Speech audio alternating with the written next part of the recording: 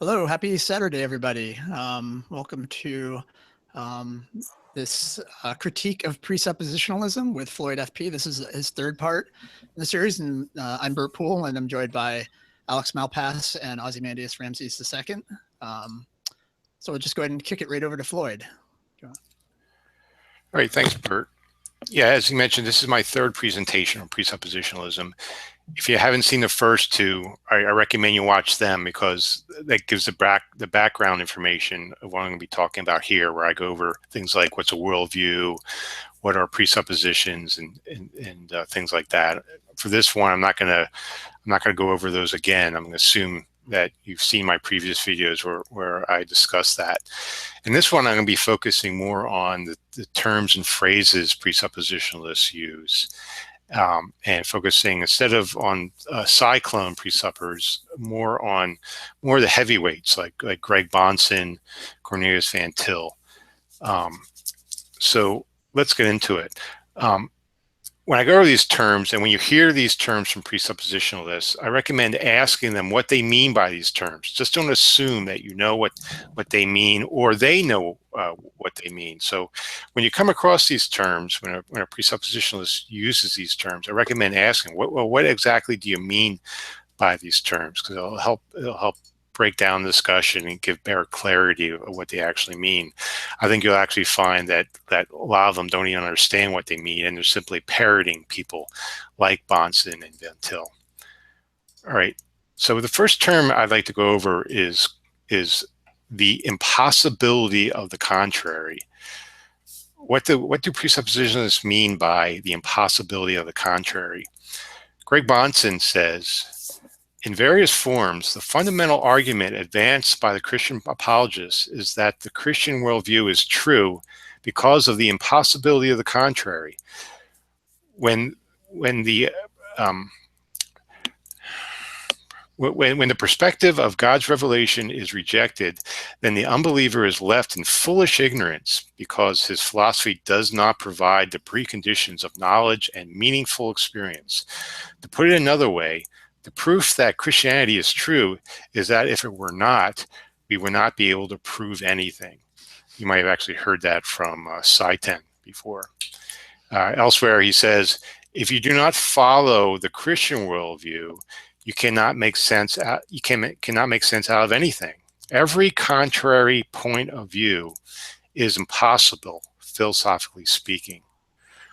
So what that means is that when comparing worldviews, Bahnsen is declaring quite boastfully here that every other worldview conceivable is impossible. It's philosophically and logically impossible for every other worldview except for their Christian worldview to be true. And that's quite a tall feat to demonstrate. For them to actually show the impossibility of the contrary, they actually have to examine each worldview, do an internal critique, and show that it's impossible. Now, what does it mean for something to be logically impossible? Well, it basically leads to contradiction, right? So they have to do a reductio ad absurdum on every other conceivable worldview. So I think that's quite a tall task to achieve.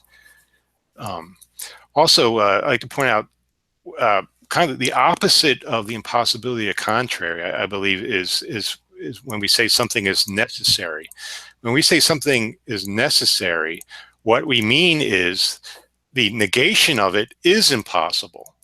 So when we hear presuppositionalists say Christianity is true or the Christian God is necessary because of the impossibility of the contrary, what they're saying is that my God is necessary because my God is necessary. They're basically not saying anything. They're just repeating the same thing. It's a tautology. So for them to actually show the impossibility contrary, they actually have to demonstrate that. So anyone else have anything to add to that? Well, I think that it seems possibly a little unfair to say that you can just sort of boil what they're saying down to a tautology in that case. I mean, presumably when they're saying something like, I can prove my worldview is true because of the impossibility of the contrary, I would be charitable and try and understand that as a reference to the method used of demonstration. Impossibility of the contrary is another term for reductio ad absurdum. They're saying, like, so if you had a theorem in mathematics or something, you wanted to show, you know, this theorem is true, I'll prove it's true by assuming that it's false and deriving a contradiction. So you could say, look, I'm going to prove this is true by the impossibility of the contrary. You wouldn't say, well, that's just a tautology. Seems like a reasonable thing to say. That's the sort of thing you might hear a mathematician saying. So when the presupp is saying it, I think, although I guess, yeah, the necessary and impossible are contraries of one another, that they do have that relationship. I don't think it's very charitable to simply say that all they're doing is expressing a tautology.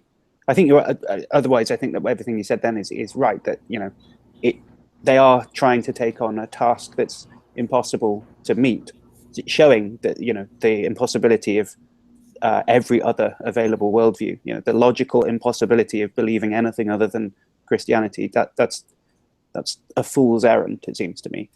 I would slightly row back, possibly just from the idea that it's nothing but a tautology to say that they would show it by the impossibility of the contrary. Go ahead. Yeah, go ahead, Ozzy. I was just going to say, well, I agree with both of you there, actually. Typical. Let me try to sort of meet in the middle here. I mean, typically when a philosopher says that something is necessarily the case, and they know that something is necessarily the case because of the impossibility of the contrary. When they say because of the impossibility of the contrary, they're writing a promissory note. They're saying, I can discharge my contention that my burden of justification here for claiming that something is necessary by demonstrating the impossibility of the contrary. To say because of the impossibility of the contrary is to promise that you can show that the contrary is impossible, right? I mean that is what it means to say that something is necessary, is to say that the contrary is impossible, right? And so they're semantically equivalent in that way. But Alex, what you're saying is, well, wait a minute, no, a more charitable interpretation is they're not just they're not just restating it in another way. What they're doing is they are promising that they're going to be able to demonstrate that necessity by proving the impossibility of the contrary. You have to prove the impossibility of the contrary, and that establishes the necessity of God, right? If you can, the difficulty here, the reason why I think in practice it boils down to what Floyd is saying. His allegation that this is just a kind of tautology, they're just restating their conclusion in a different form, is that they never actually get around to demonstrating this reductio, this establishing the impossibility of the contrary. I mean, there's really, how are you going to demonstrate the impossibility of the contrary? You're going to have some kind of formal argument that, as you said, a reductio ad absurdum argument where you derive a contradiction from the proposition there is no God, and thereby you will establish that there is a God. But if you can't do that, then what else are you going to do? Well, you're going to have to go through every worldview, right? You have to somehow exhaustively do a search of every worldview. And not just every worldview that you confront, but every worldview on offer. And not just every worldview on offer, but every worldview that could be offered. Right? That is a tall order. I mean, obviously no one's going to be able to discharge that. You can't go seriatim through every conceivable belief set and show that they entail some kind of internal contradiction, right? And there's no general argument that establishes that they're all, I mean, to my knowledge, there's no general argument that establishes that all other worldviews but theistic ones entail some kind of contradiction. And so in practice, when presuppositionalists say this, I know that God exists necessarily because of the impossibility of the contrary, they are usually just finding, it's a temporizing tactic. They're just finding another way of saying it that implies that there is some procedure, as you said, some method for discharging that conclusion, but they never get around to doing it. And so it does just amount to another way of saying it. So that is a real problem for presuppositionalists, because the claim of presuppositionalism is that all other worldviews, not just the worldview of whomever they're speaking with, but all other worldviews in principle are incoherent. They're inconsistent. They're not just incomplete. It's not just that there's some hole in them. It's that they cannot be true, right? It's because after all, you can't demonstrate that your own worldview is true by showing that there's an inadequacy to provide some answer in some other worldview. You would have to show that that other worldview is in fact false, and that all other worldviews are false to demonstrate the truth of your own, right? And then only if it is antithetical to your own. After all, one's own worldview could also be false. It is at least logically possible that every worldview is false, right? Cannot be demonstrated to be true, contains some contradiction within itself, right? Including the theistic one. So it's not enough to show that all other worldviews are false. You would have to show that all other worldviews are false for the reason that they deny the principle that there is a God, right? And that is a really tall order, and that is, I think, a burden of justification that's never been satisfied by any presuppositionalist. Yeah, I think that you could probably, depending on the definition of worldview, obviously, but like here's a really quick argument that shows that not just that that's a really tall order, but it's actually, you can prove that it's impossible. I mean, so if a worldview is just a set of beliefs, and the claim is that every worldview apart from one that includes the belief that God exists is incoherent, that is contradictory, contains a contradiction. Well, you can just show that that's wrong by pointing to one. So here's a worldview, i.e. a set of beliefs that doesn't contain the belief that God exists, which isn't incoherent. It's a worldview that has one belief, and it's, right. Pick your belief, whatever it is. It's not going to be incoherent because there's nothing else for it to contradict. So right. It's, some belief P, right? So there's a worldview, a set of beliefs. As long as P isn't the belief that God exists, it's not internally incoherent. So there you go, job done. I mean, I just proven then that the claim that all of them are incoherent apart from the set that contains this particular belief are incoherent is false. So game over. I don't. So is that? Should we all go home now? I just proved that it can't be done. It's perhaps worth mentioning that some presuppositionalists themselves have argued against this. I mean, other apologists who are not presuppositionalists, such as R.C. Sproul and others, have argued against presuppositionalism on the ground that the task that it sets up for itself is never to be met for the reasons that we've just given, right? But even like a presuppositionalist like John Frames has argued somewhere, I'm trying to remember where now, that it can't be done. I mean, his own view, he's a presuppositionalist of a different flavor than Bahnsen and Van Til, but I mean, even he thinks that challenge can't be met. Mm-hmm. So it's not even true that all presuppositionalists would take this line, but someone like Van Til and Bahnsen would take this line, and even other presuppositionalists think that's too great a burden. Yeah, bring this up right away in a debate or in a informal discussion is a good way for a presuppositionalist to get the focus off of his worldview. So if you ask a presuppositionalist, well, why do you think Christianity is true? What's your justification? Oh, because the impossibility of the contrary. How do you account for the laws of logic, morality, and stuff like that? The contrary to Christianity is impossible. Okay, now that puts the focus on your worldview, and now you're going to be spending all your time defending your worldview.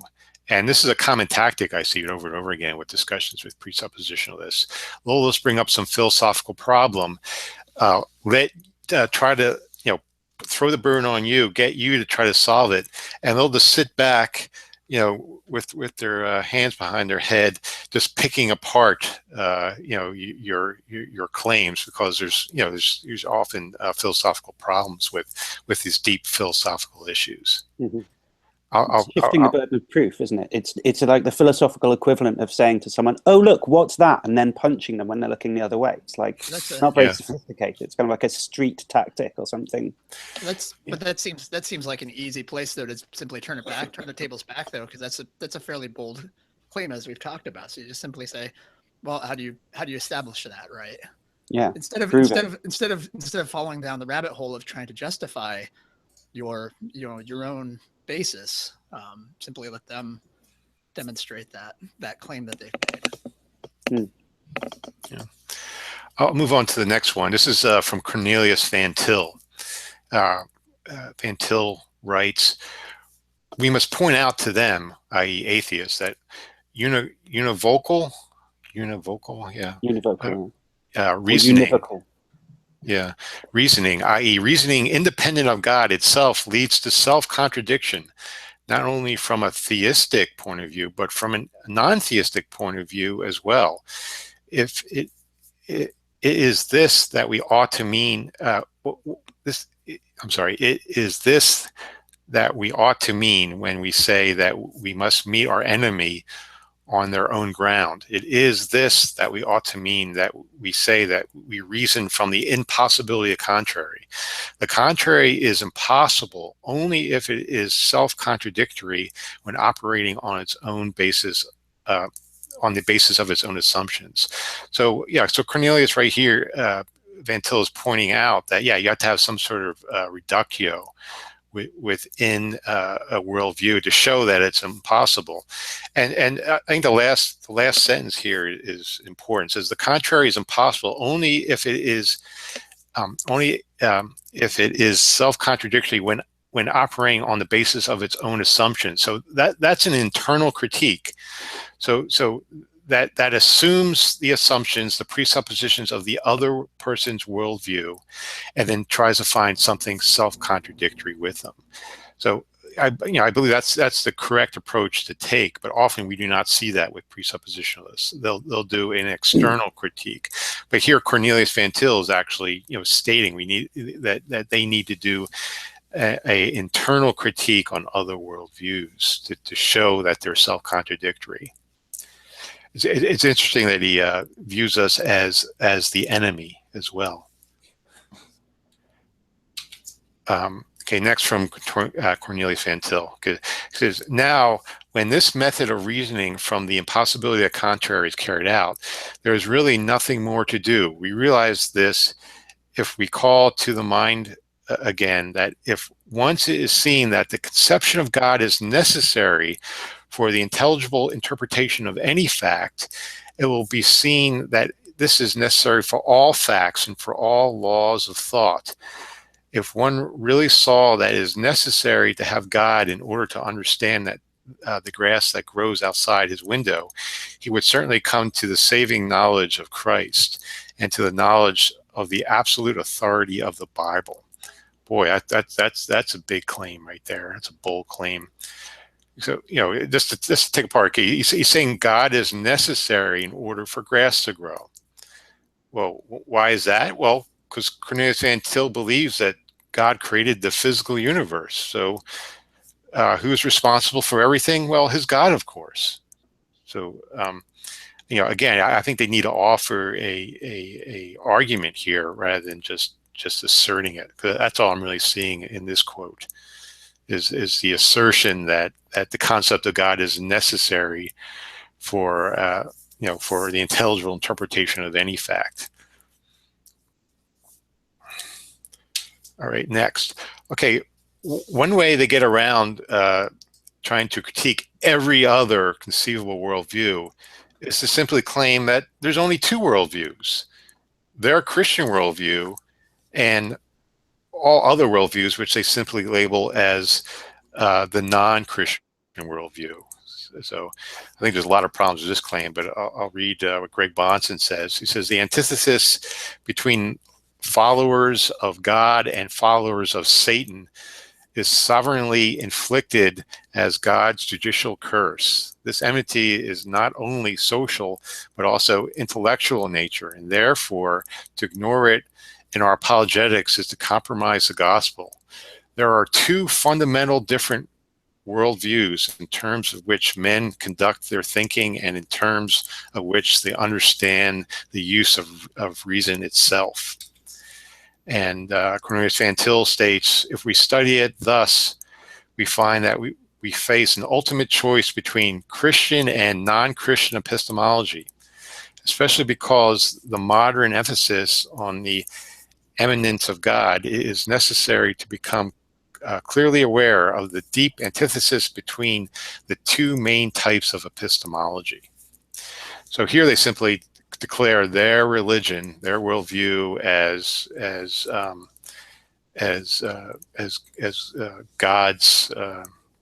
worldview, that they're followers of God, and every other worldview are followers of Satan or simply non-Christian. Imagine if a Muslim said, "Oh, well, there's two worldviews. There's my Muslim worldview, and then there's the non-Muslim worldview." Or a Hindu say, "Oh, well, there's two worldviews consider: my Hindu worldview and the non-Hindu worldview." So, I mean, I really think that's what's really going on here, where they're just trying to put all of the worldviews into a bubble and call it non-Christian, and their epistemology is set aside from other epistemology. I guess because their religion is Bible based, but again, it's centered on their interpretation of the Bible. But you know, from that, they think they can simply just lump all of the worldviews into one category. Mm-hmm. Well, you can do that. I mean, you can sort of, you can, for analytic purposes, divide everything into two things. You know, there's a saying: there are two kinds of people. You know, those who divide people into two types and those who don't. Right? You can always divide things into A and not A. Right? Single malt scotches that I drink and all the other single malt scotches that I don't drink. Right? You can divide everything. So it's perfectly okay to say, I'm going to, for analytical purposes, going to consider, the Christian epistemology, however one wants to define it, over against all other epistemologies. But the mistake is to suggest that all those other epistemologies constitute one worldview. Clearly they don't, right?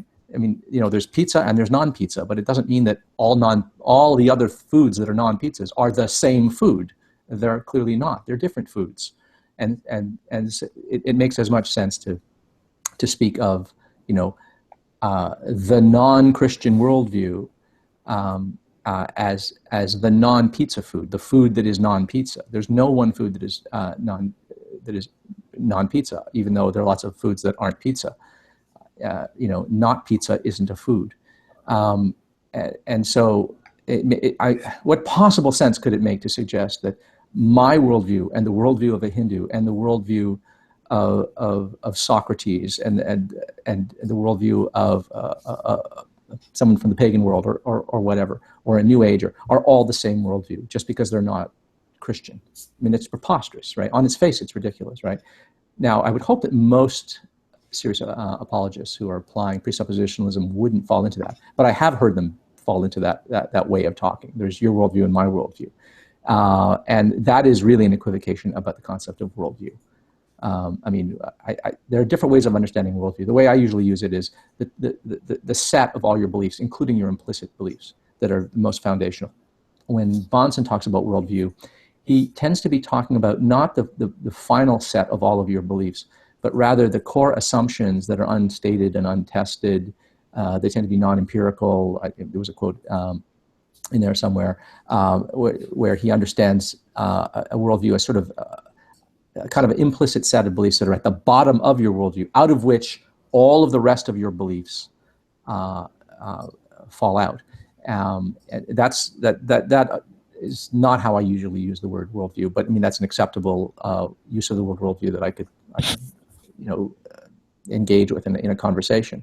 But it doesn't make sense to talk about the Christian worldview and then the non-Christian worldview, as if the vast set of all other worldviews and assumptions that don't involve the Christian God are one worldview. That is just ridiculous, I think. So I have this great quote here lined up before we push on, because it's on exactly this topic. Right? So I'm reading here from Van Til's Apologetic by Greg Bahnsen, which is a meaty enough tome of bits of Van Til that Bahnsen then sort of muses over and writes commentaries on and stuff. So on it, and exactly almost all of this is on this very point, really, that there's only two worldviews, nearly 700 pages or whatever. It's basically just belaboring one point over and over again. But anyway, here's him saying, in Van Til's perspective, as in scripture as well, there are only two fundamental outlooks, the Christian and the non-Christian. And then he quotes Van Til: every method, the supposedly neutral one no less than any other, presupposes either the truth or the falsity of Christian theism.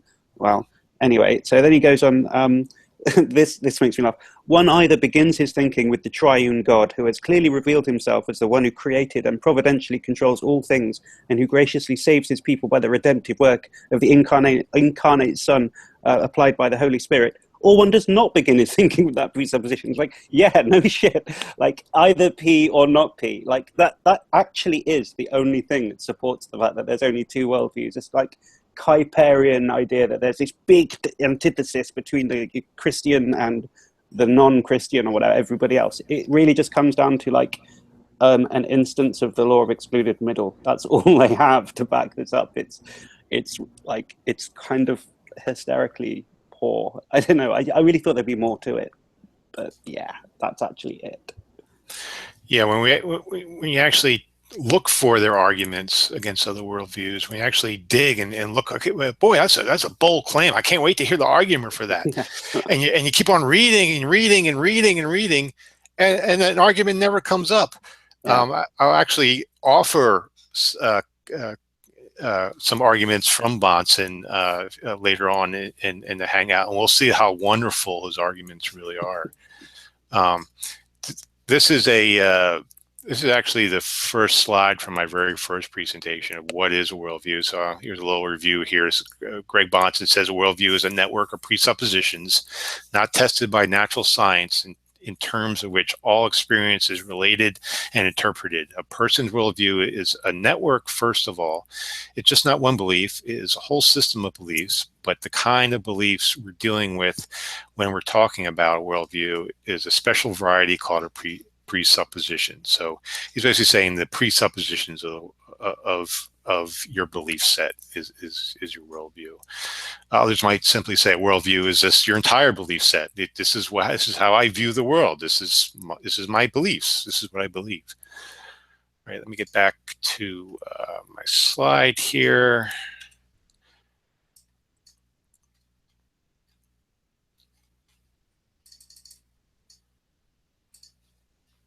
Okay. Well, maybe before we press on, just because we were looking just then at the slide on the definition of worldview, unless you want to develop that theme a little bit more, because I kind of wanted to float this sort of pseudo argument that I had kicking around in the back of my head for a bit, but I'm happy to bring it up later or something. I don't want to interrupt the flow that you've got going on here, Floyd.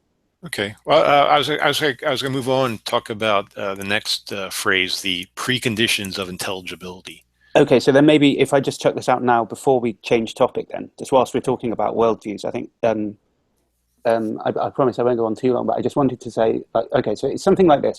As I see the notion of worldview, as you were saying there, and I think this has come up like a couple of times even already, but there's two ways of thinking about worldviews. It seems to me, at least two ways. One of which is as a set of beliefs or something, and then the other one where, like, and Bahnsen's quote kind of hovers halfway between them. Like, the other one is like the importance is on the network. It's the idea of a system or something, kind of philosophical system.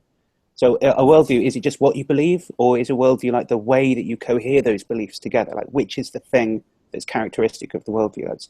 That's I thought you could sort of either go in two directions.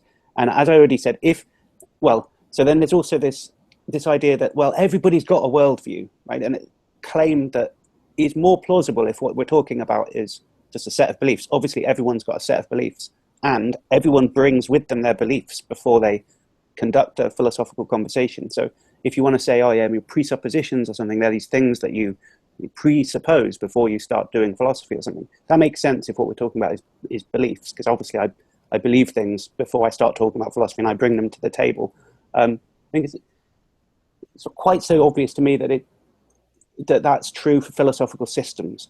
I'm not sure that I really do bring anything really coherent enough to be described as a philosophical system to a philosophical discussion. Actually, it's quite bad practice to do that. If you're saying, well, I'm a rationalist, so when we're having a philosophical conversation, anything that you say that doesn't stand up to my kind of rationalistic thinking, I'm just going to ignore or not understand or something. That's bad practice. You should be like mobile and fluid and be able to think in different perspectives. And that's good philosophy, is not being overly rigid about the system that you use. Right? So where we can't leave our beliefs, or it can't leave my beliefs at the door when I come in. I have to take them with me. I should leave any kind of philosophical system that I like or I'm particularly wedded to. I should leave that at the door when I'm having a conversation, because you should just be thinking about the ideas on their own terms, right? So the idea is something like, if you want to some kind of incompatibility between saying, well, you've all got worldviews, and we think, oh yeah, I guess we do, because that means we've all got a set of beliefs. So I'll go along with you here. We've all got worldviews. But then when they start talking about worldviews, they really mean big, grand metaphysical systems or something. And so when they say, how does your worldview account for, the uniformity of nature or something? Well, my set of beliefs doesn't account for the uniformity of nature. I don't believe anything really about the uniformity of nature in particular. It's not a criticism of a set of beliefs that it doesn't provide an explanation for a given phenomenon. Like, it's currently not raining here right now. My set of beliefs can't explain that.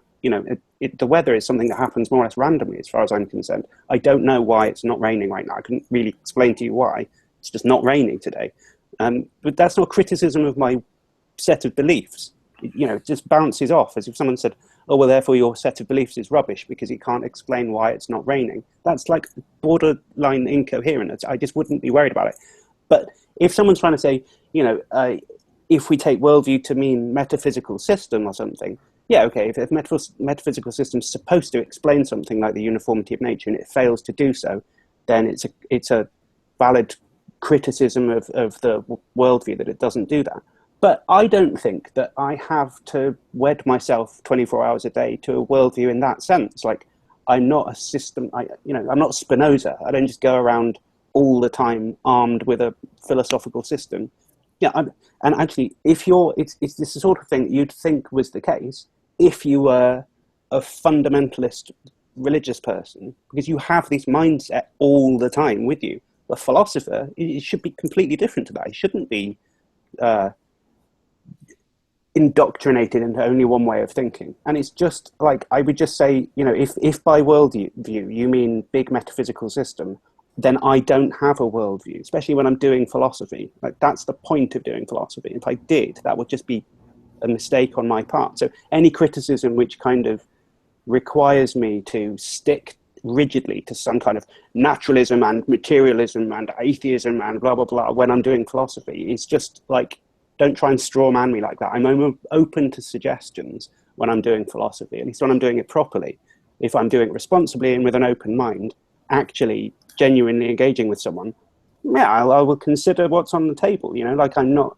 So that's basically the idea of the argument, is that like, I will accept that everyone's got a worldview if what you mean is set of beliefs, but then I don't see that the fact that my set of beliefs doesn't account for some given metaphysical phenomenon to be any kind of any significance whatsoever. And then if what you mean is kind of grand metaphysical system, then, oh yeah, well, maybe it should be accounting for those things. But then again, I don't feel I have any responsibility to have one of those things. At least when I'm doing philosophy, I shouldn't do. So it doesn't work. It only works if you slip and slide between these two definitions and try and fool someone into thinking what we're talking about is a set of beliefs to get them to agree that everybody has one, and then try and like switch and start making a criticism which isn't about sets of beliefs, but is really about metaphysical systems or something. So I haven't really worked that out I hope that makes sense at least, but like right now that kind of like crystallizes what irritates me about this worldview idea.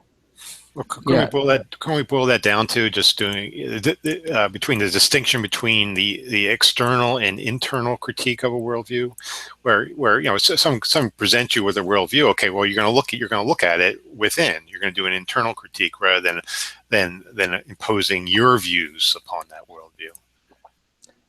Could I just say a little bit about internal and external critique, because people aren't going to know what that is necessarily, because at this stage you might not have watched the prior hangouts where you discuss this. But I mean, an external critique of someone's worldview is where you bring to bear your own assumptions, and by the lights of your own assumptions and information and knowledge and conclusions, you criticize their worldview and their assumptions and their conclusions. An internal criticism is when you say, I'm going to, for the sake of argument, adopt your assumptions that I already disagree with, but I'm going to adopt them, and I'm going to show that within the scope of what you yourself believe, not what I believe, but within the scope of your beliefs, operating fully within the scope of your beliefs, I'm going to be able to show that there's some kind of contradiction. And thus, something in your worldview has to give, right? Because I can derive a contradiction not by pointing out that it contradicts anything that I believe, but contradicts something within your own belief set, right?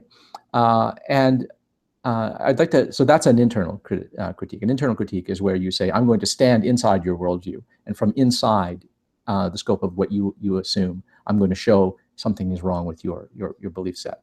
An external critique is where you just, adopt your own beliefs. And a lot of presuppositionalists are allergic to an internal critique, even though what they're supposed to be doing is an internal critique. They're supposed to be showing that there's something wrong with the non-Christian worldview by adopting the non-Christian's worldview and exploring it from within. But some of them will go so far as to say, I won't do that, that would be betraying God. I'm not going to put God on trial. I'll never abandon my beliefs. Well, I got news for you. That's what an internal critique is. It means you bracket your beliefs, and for the sake of argument, right, you don't repudiate your God, but you bracket your belief in a God and everything else that is part of your theology. And for the sake of the argument, you operate solely on the assumption of the worldview you're criticizing, right? And I mean, that's rather hard to do, though, of course, because if you think that, I mean, if you were to talk to someone who didn't believe in the principle of non-contradiction or something like that, you're going to have a hard time showing that there's a contradiction in their worldview, when for them a contradiction isn't a problem, right? So it's actually very hard to operate within the scope of someone else's assumptions. Most of the time when we are doing an internal critique, we are trying to do both things at once. We're trying to appeal to what is common to both our belief sets, right? But a lot of presuppositionalists are allergic to this idea of a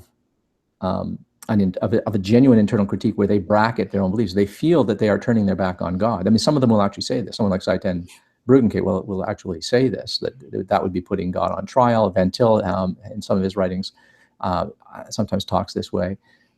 So they're sort of at odds with themselves when it comes to internal critique.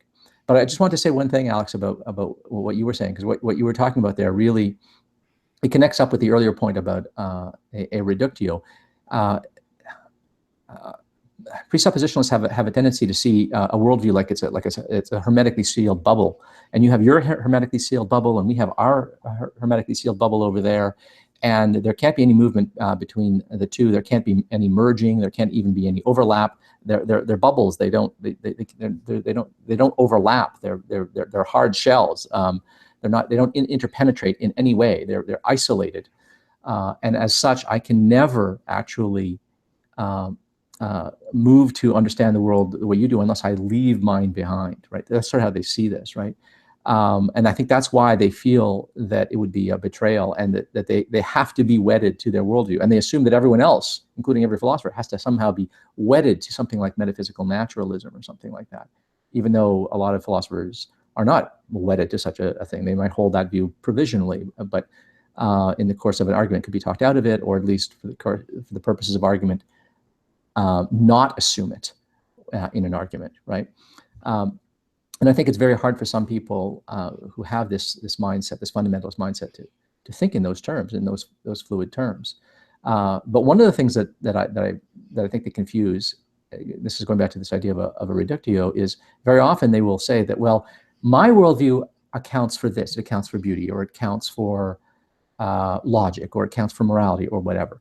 And then they'll say, well, how does your worldview account for it? And now, a person can say, well, I don't have an account of that.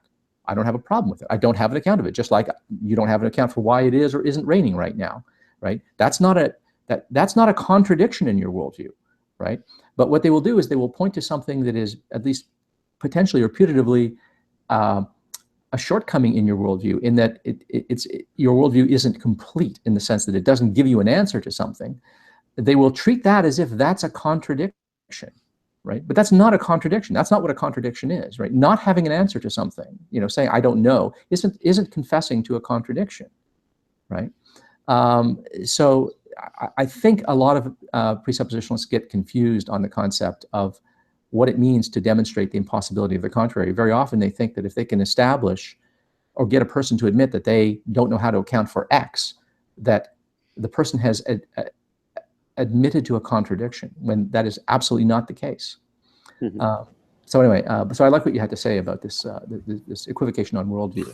Yeah. Can I offer one thing? I didn't appreciate Ozzy advocating that we use human reason to judge God.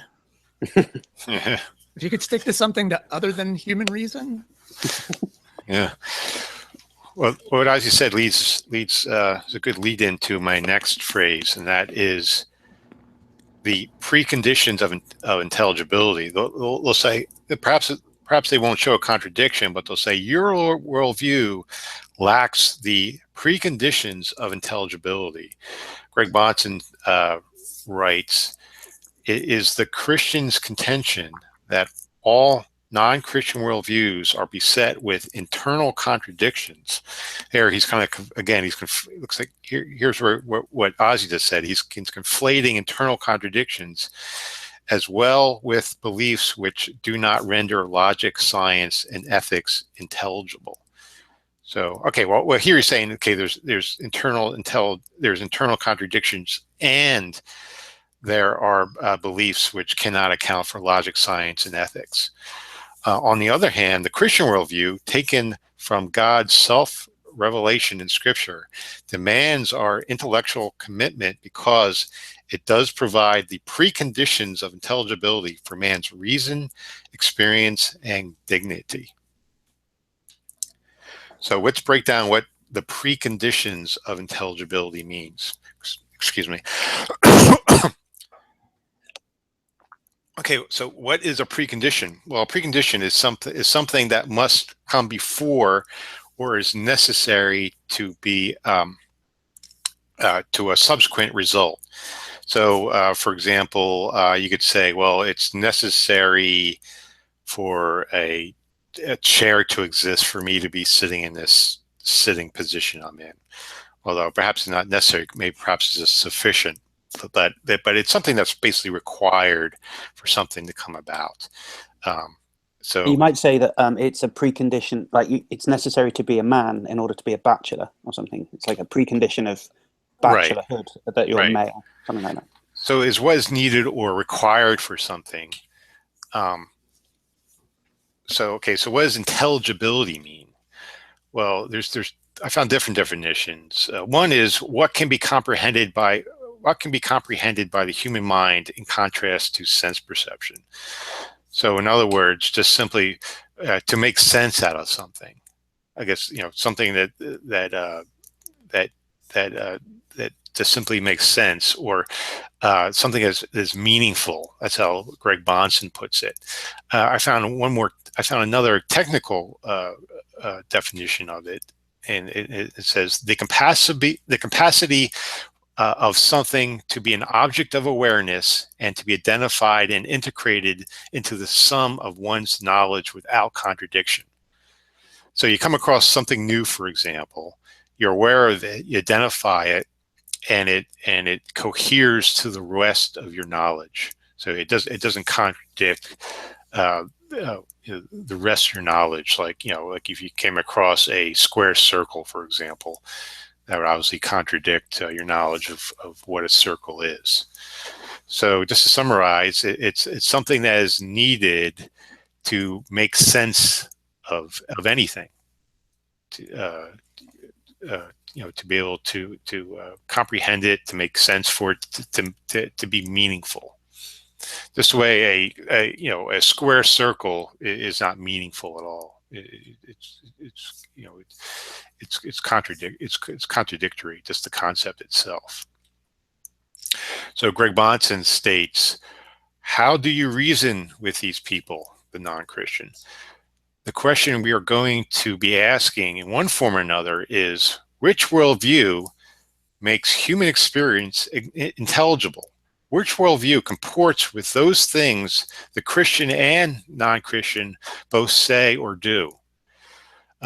Though there is an antithesis in principle, unbelievers cannot work in God's world according to their own philosophy. They're going to be inconsistent. They're going to say things and do things that do not comport with what they profess about the nature of reality and how we know and how we should live our lives. So here he's flip-flopping again on there being a contradiction within the other person's worldview and their worldview not being able to account for things. It seems like he's going back and forth. This within this phrase. So it makes me think of an example I often hear, and I use myself, is how do you account for lightning? Imagine if I was in ancient Greece, and perhaps Euthyphro and Socrates were having their dialogue, and lightning strikes close by, and Euthyphro says to Socrates, "Aha! See that lightning? My worldview can account for lightning. Zeus cast that lightning bolt down from the heavens or from Mount Olympus. Therefore, my worldview has the preconditions of intelligibility for explaining why lightning is." So it's so these preconditions, these accountings, is merely to say what an explanation. It's just a just so story of why things are. And they're claiming all non-Christians cannot explain anything within human experience. I listened to a debate, not a debate, a lecture of Bahnsen's, and he claimed, you can go up to anyone. You can go up to your milkman. You can go up to your philosophy professor. You can go up to anyone and have a discussion about anything, and you can just bring this up. I say, how do you make sense out of that in your worldview? And apparently he thinks some contradictions are going to come about just through any non-Christian explanation. All right. So, okay. So let's get into some of the arguments that Greg Bahnsen actually offers. So, for example, Bahnsen claims that all non-Christian worldviews do not have the preconditions for morality to explain morality. So, Bert, I guess can you play the first Bahnsen video? This is on morality.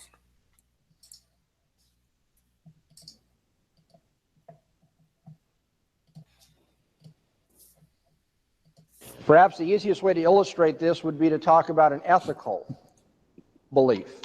If you have a roommate or a professor who says that a certain kind of activity, maybe oppressing the poor, is immoral, what you're going to be asking is, well, now, Professor, what outlook on reality, knowledge, and ethics will make what you've just said about oppressing the poor meaningful?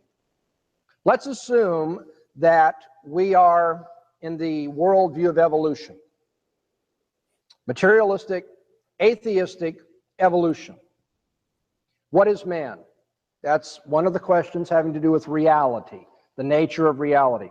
What is man? Well, the answer here is man is, well, one of the advanced animals, really.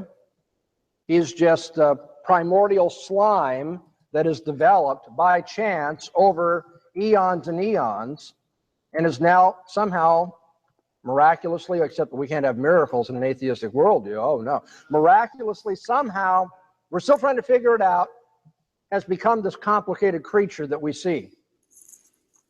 Okay?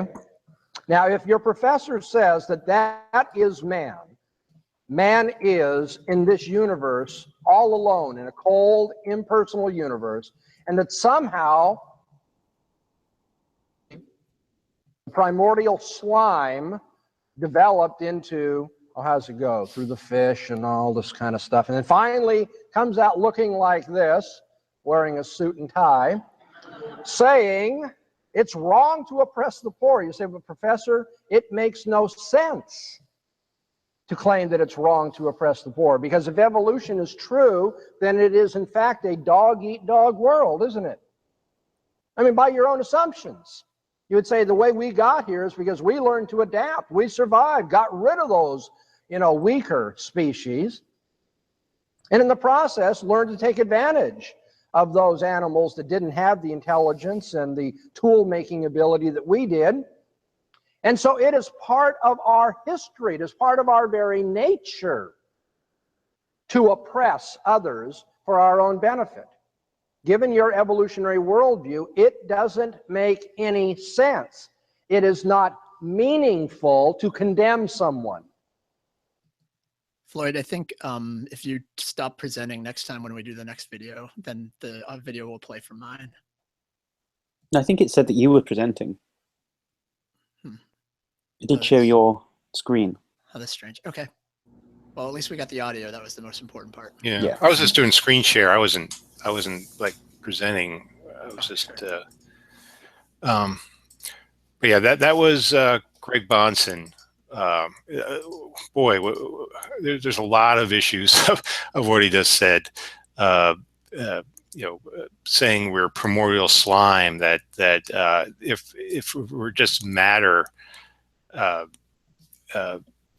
we can't have morality, and a lot of this is a very common argument I hear, not only with presuppositionalists but with many theistic apologists. They'll say, without God there can be no morals. There's no objective morality without God. You'll hear people like William Lane Craig say that. Craig will say, I can't see how without God that there can be any objective morality. And of course, there's a lot of issues with that. First he needs to show that there actually is objective morality. Philosophers will debate that, and then he has to show that with God, objective morality doesn't exist. But again, this is a good debate tactic. It gets the discussion back on the other's worldview. You account for this. I'm just going to declare that it exists, but I'm going to ask you to account for it, and you to solve the problem.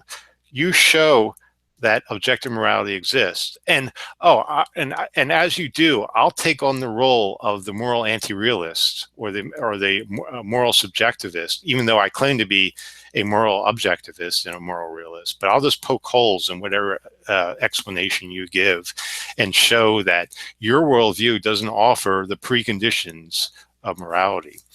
But for Bahnsen, to say we're just slime that evolved, it seems like it's just a bias, a prejudice against raw matter. Matter accounting for these things, that we come from matter rather than coming from an immaterial source. Does anyone else have anything to add to that? Yeah, if I could jump in.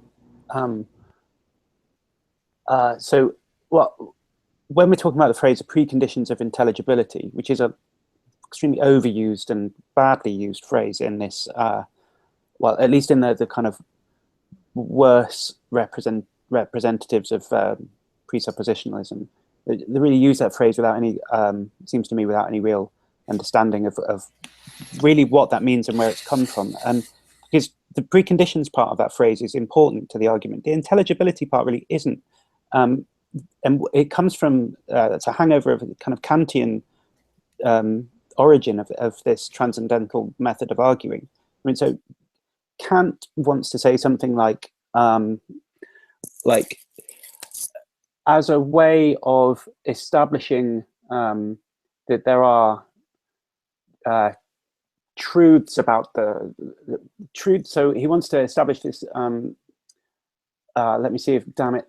So he wants to say something like, there are these facts that are not necessarily facts about the external world, but they are things that can be known a priori, right? So it's a synthetic a priori truths. A way of getting to that, so he wants to say something like space and time, right? They are, if you didn't think and experience the world spatio-temporally, if things didn't come one after another, and if objects weren't arranged in a kind of spatial arrangement, if you take those things away and try and imagine what experience would be like, his claim anyway is that it would just become booming confusion. There would be no sense to be made of anything whatsoever, right? So it's a precondition on the intelligibility of experience. So it's something that you have to think is there, but that's not to say that it is there in reality as it is. It's to say that your experience has to have that as a fundamental ingredient in order for it to make sense. If it didn't have that, it wouldn't make sense at all. I suppose it's somewhat similar to saying something like, you know, if the fundamental values of the physical constants were any different, then everything would just float away from it. So, you know, it wouldn't be any matter, wouldn't clump together, and there wouldn't be any objects, something like that. It's like if you take these fundamental aspects of experience out, there's various different categories that Kant identifies. Causation's another one of them, whatever. They're basically the Aristotelian category. But anyway, the point is that he's doing this transcendental technique of like working backwards from, look, experience is intelligible, makes sense, stuff happens in a kind of orderly way and I can understand it. What must be true in order for that to be the case? Right? He's working backwards from the intelligibility of experience to what's the preconditions of that, and deducing these transcendental categories. And Van Til is doing a similar thing. He's saying, what must be the case in order for the world to be the way that it is? And he says, well, it's God, right? God has to be God's the precondition for the intelligibility of experience, just like Kant said. And then we get Bahnsen, and I think you're absolutely right to highlight that he slips and slides between. So on the one hand, what he should be doing is saying, like, experience is intelligible on your worldview. And yet, without the precondition, God, it couldn't be, right? There's a contradiction, right? If on your worldview experience couldn't be intelligible, and yet experience is intelligible, that's a contradiction. It's impossible, and yet it's true. That's a contradiction.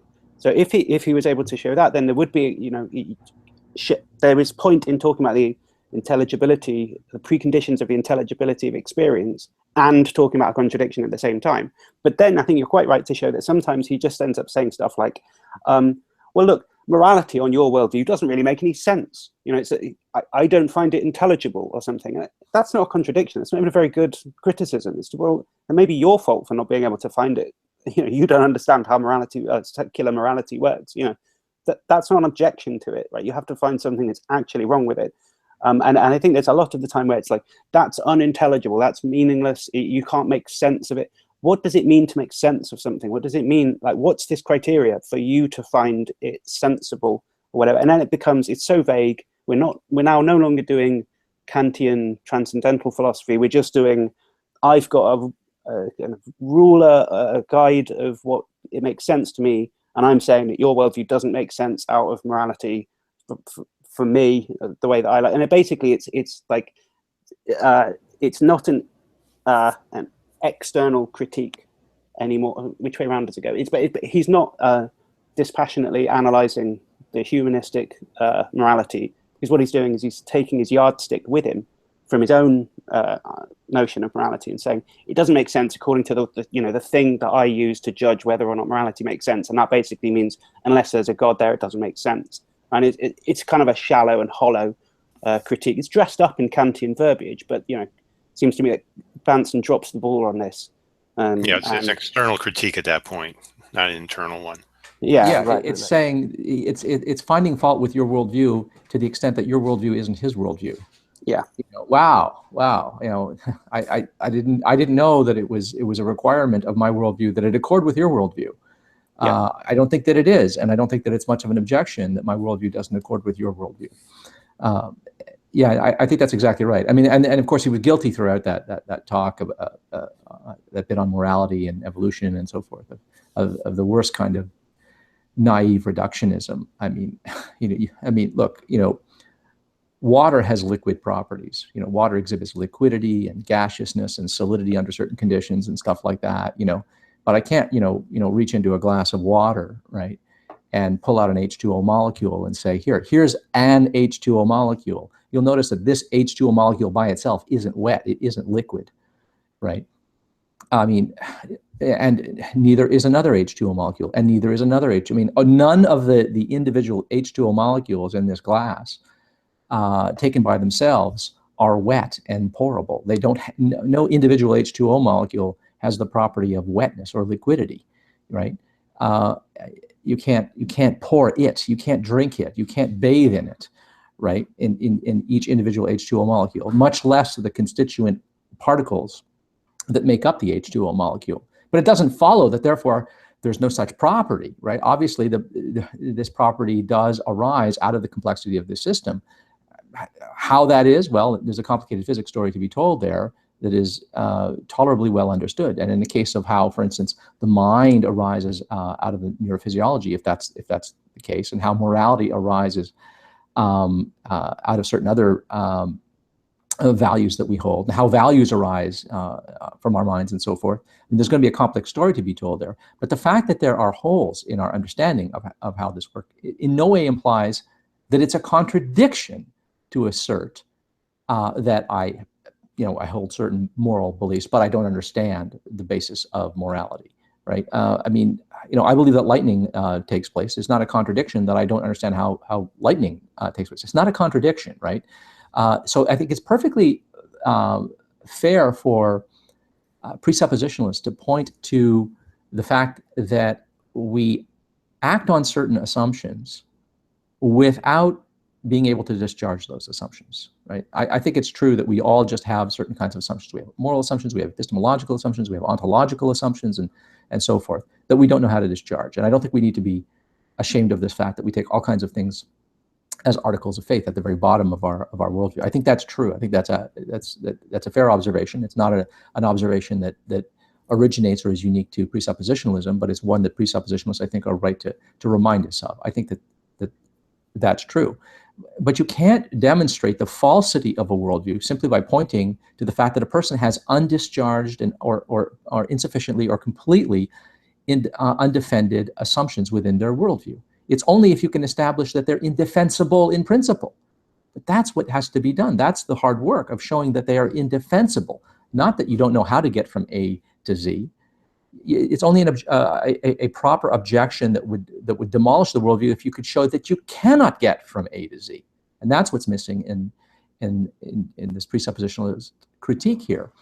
There is this confusion of X admits that he doesn't know how to get from A to Z within the conceptual resources of his worldview. Therefore, his worldview is false. That is a complete non sequitur, and this we see again and again. And I think we just heard it in this clip. There is in fact no argument that was put forward there for why, if you don't believe in a God or don't posit or presuppose a God, morality can't exist, cannot be understood. And there's one other thing about intelligibility. I don't think reality owes it to us to be intelligible. It is entirely possible that there are facts and assumptions that we make about the facts, right? Assumptions we make about what the facts are, that could be unintelligible. I mean, it would seem a miracle to me if it turned out that every part of reality was intelligible.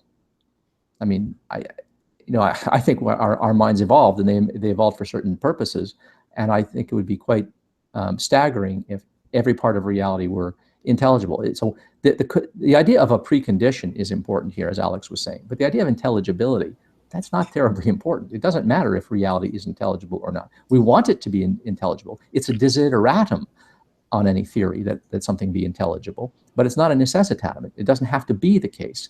And the fact that you don't have an account of something isn't a shortcoming that disproves your account, your worldview.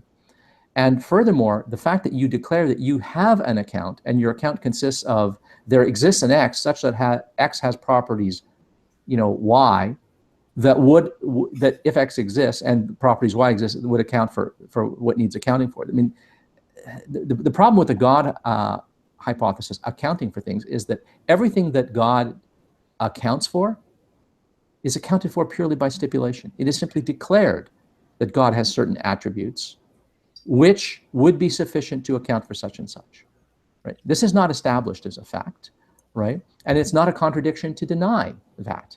So it can't be a necessary truth, and it can't be a precondition for anything, as I see it. There was, I can't remember if it's in the video that because I was too busy trying to fiddle with the video that I wasn't paying attention to which clip we were playing, but hopefully I'm not jumping the gun too much. But to your point, Ozzy, is that Bahnsen says at some point that Christian can account for this. God accounts for it.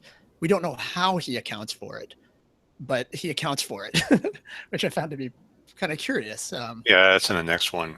Yeah. Sorry. But yeah, I mean, we have to notice that every religion explains what it sets out to explain. Think of all the religions that have their creation story about how the earth came about. They all explain by fiat. so I mean that's kind of like the job of religions to make sense of how we came about, how the world came about, why it's wrong to kill people and so forth, where moral laws come from and stuff like that. That's a certain role that religion serves, but the question is, are these explanations actually correct? They give us all the explanations we need. They'll do all the thinking for us. They'll give you the meaning of life. They'll give you in black and white terms what's right and wrong. They'll give you very simple answers to the most complex philosophical problems out there. And a lot of people find that very comforting. That in this crazy world we live in, there's black and white answers out there, and it's in my religion. All right, I guess we can move on. If you thought that argument was stellar, let's go on to the next one. Next one is Bahnsen's argument against the atheistic worldview that it can't make sense of self-consciousness or self-awareness. I'll turn off my sharing. Hopefully we'll be able to see the video this time.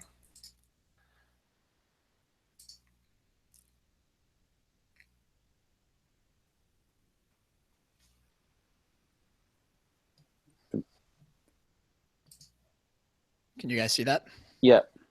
Okay, great. Yes. In fact, what view of life makes intelligible the whole notion of self-awareness?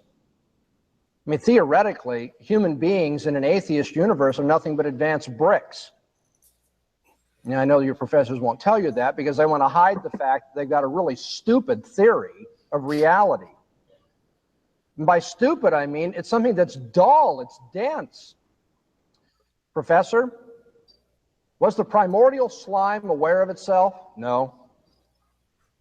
Well, when it became a fish, was it aware of itself? At what point did self-aware, I mean, you're dealing with what? Protons and neutrons and electrons, right? Actually, subatomic particles. We're dealing with blips of energy when all is said and done. This is the classics illustrated approach to physics, okay? These blips of energy are there. And now, is one little blip of energy aware of itself? I think it lies around wondering, why would anybody tamper with a smoke alarm? No, it doesn't have thoughts like that. It isn't like you. It's just a little blip of energy. Now, what happens when you get one blip of energy together with a whole bunch of other blips of energy, each and every one of them too stupid to think about anything? They're dull. They're insensitive. They're just blips of energy. And you get enough of these blips of energy, you might even get a molecule of oxygen. Boom, there it is. And now you get another molecule of hydrogen and so forth, and eventually you got a drop of water. Now, if you move from zero self-consciousness and multiply that 1,000 times and then multiply that 1,000,000 times till you finally get a drop of water, do you got self-consciousness? No. That was not a trick question. You should have been able to answer that. Now, what if we get a lot of drops of water together? You got zero, again, self-consciousness. You get all these drops of water together. Is the primordial slime going to be self-aware? Class? No, that's right. Okay, and if you get a lot of primordial slime and things happen to it, like, I don't know where lightning bolts come from on this worldview, but a lightning bolt hits it, and it gets energized, and so now it's energetic primordial slime.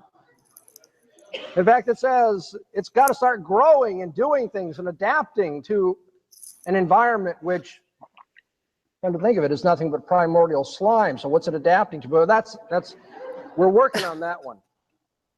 Multiply that 1,000 times. You got self-awareness yet? No.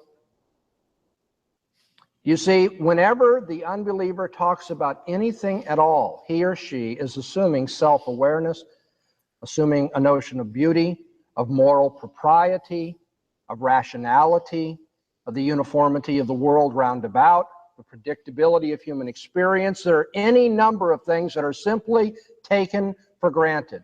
And what you're going to do as a Christian apologist is you're going to ask, what worldview makes sense out of that? Is self-awareness a big problem within the Christian worldview? No, the Bible tells us that God created man in his own image. God is aware of himself. In fact, before he created the world, that's all he was aware of, right? Himself. And he made man as his image, to think as he thinks, to make moral evaluations and evaluations of beauty as he himself does. And so self-awareness is no problem in the Christian worldview. That isn't to say I can tell you how God did it.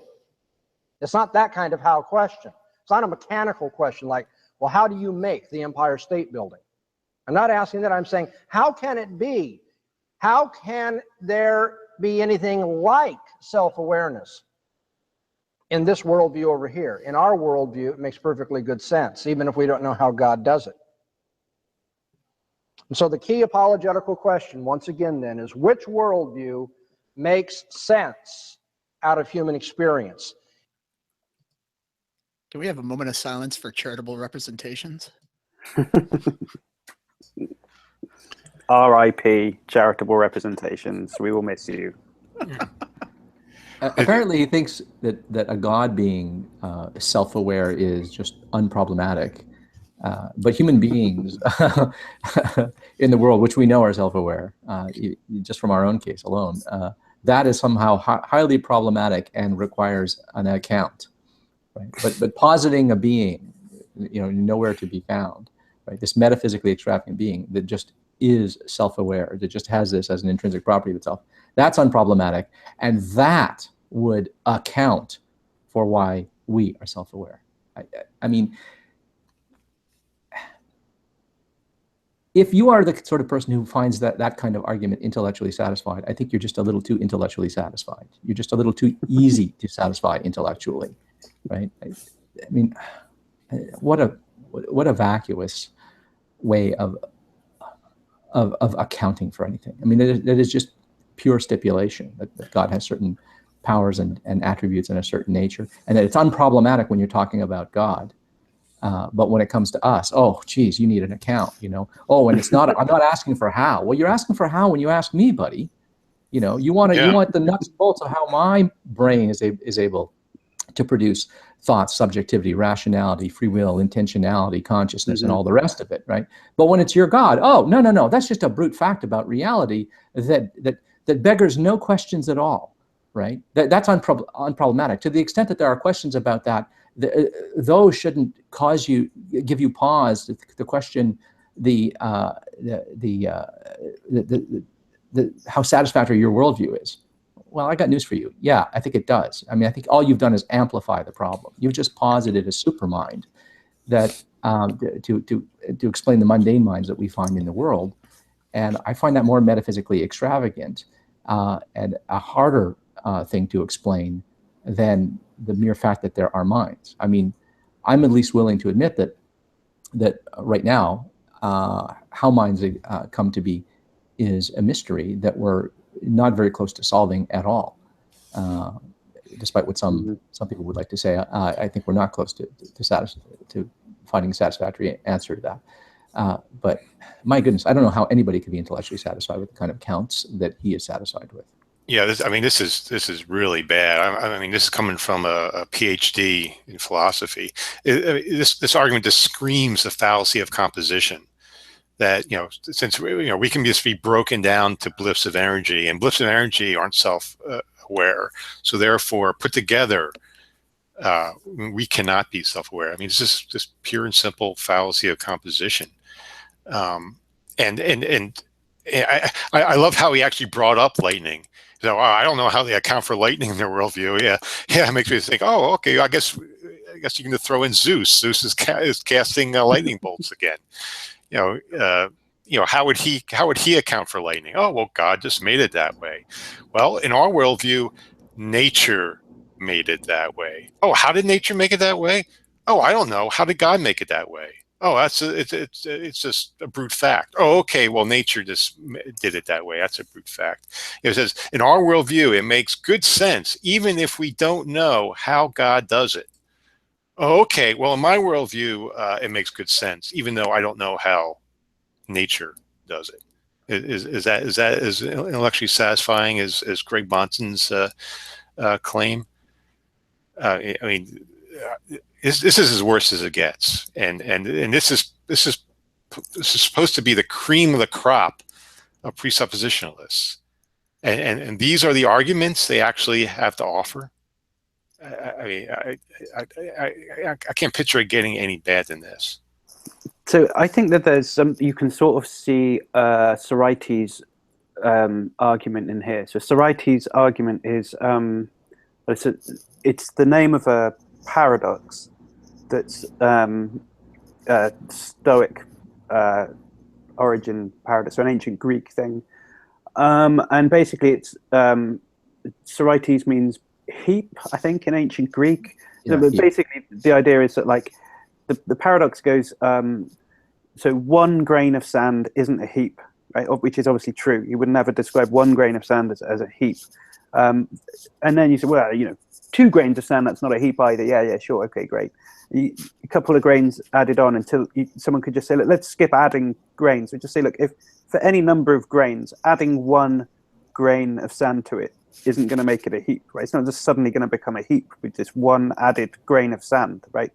So, but that means that you've got this kind of like an inductive, like in the sense of mathematical induction. You could just run straight up the series to any number that you like and say, well, if 1 grain of sand isn't a heap, and if for x grains of sand, if x plus 1 grains of sand isn't a heap of sand, then 1,000,000, pick some random number, 20 million grains of sand isn't a heap as well, right? So when it seems like it obviously would be, massive heap of sand, right? So it seems like the premise 1 grain of sand isn't a heap is true. You'd like to think that the addition of 1 grain of sand would never make the difference. So that kind of inductive step, if x number of grains of sand isn't a heap, then x plus 1 number of grains of sand isn't a heap. That's true as well, because it just means 1 grain of sand doesn't make the difference. Then that means that we would have to, by some uncontrovertible logic, have to conclude that 1,000,000 grains of sand isn't a heap when it is. So that's a bit paradox, because it's like a sound argument with a false conclusion, which can't happen. That's a paradox. So it seems like here Bahnsen's trying to suggest that that's a similar thing going on here. Right? If we start off with 1 molecule of non-self-aware matter, and we add another molecule of non-self-aware matter, that's not self-aware. So for any number of molecules of non-self-aware matter, to add 1 isn't going to suddenly make it self-aware. Therefore, a brain can't be self-aware. A billion molecules of self-aware matter, that can't be self-aware either. So there's just some kind of Sorites paradox thing going on there, right? But it seems to me that the one strategy for avoiding Sorites paradox is to deny the black and white nature of the predicate that's under investigation. So you could say something like, look, heapness doesn't come, it's not black and white, right? Sometimes things be a bit of a heap, quite a lot of a heap, very much definitely a heap, something like that. Maybe that's not quite so plausible with heaps, but it seems quite plausible with self-awareness. It comes in degrees, right? You think to be more or less self-aware, and there you go. That's how it works. We're just more self-aware than things with less of whatever it is that makes us self-aware. We don't know how it works, of course, but all we have to do is say self-awareness isn't black and white, and then we seem to avoid this problem. And yet he's the one who wants to be saying that it is just a black and white thing. Like, you're self-aware because God made you self-aware, and everything else isn't self-aware because it's not made in God's image. So it's a black and white thing. And yet, Mr. Bahnsen or Dr. Bahnsen, we seem like we could run our own backwards Sorites paradox here, because if I remove a brain cell from a person, are they still self-aware? Probably. If I remove another brain cell, are they still self-aware? Probably. There probably isn't a single brain cell removal that makes the black and white, now I'm not self-aware. But there should be, if self-awareness is a black and white thing. And it seemed like you'd be able to push someone who's advancing that view into the absurd position of having to say that there is a single brain cell that is responsible entirely for switching off and on self-awareness. Otherwise, they'd have to agree that self-awareness would go down in degrees. Remove half the brain, the person's probably going to have half of their mental faculties remaining, right? So it comes in degrees. It's the sort of thing that comes in, and that's why the Sorites paradox doesn't really work on it. So I think that the best way you can really, well, I don't know, it strikes me as it's an attempt of a Sorites paradox, and as such, you deny it in one of those standard moves to just say that the predicate is admits of degrees. Once you do that, there doesn't seem to be a paradox there anymore, and it seems that he's the sort of guy who wants to say that it's all black and white, and then he's stuck in the situation of having to explain the paradox running backwards from self-aware to primordial slime or something. Like at some point he wants to say that that stops in a black and white stop, right? And that seems to be it puts him in a difficult situation. All we have to do is say that it evolves smoothly, it increases gradually, you know, like the way the eye, this is the standard move, like the eye doesn't just suddenly become useful.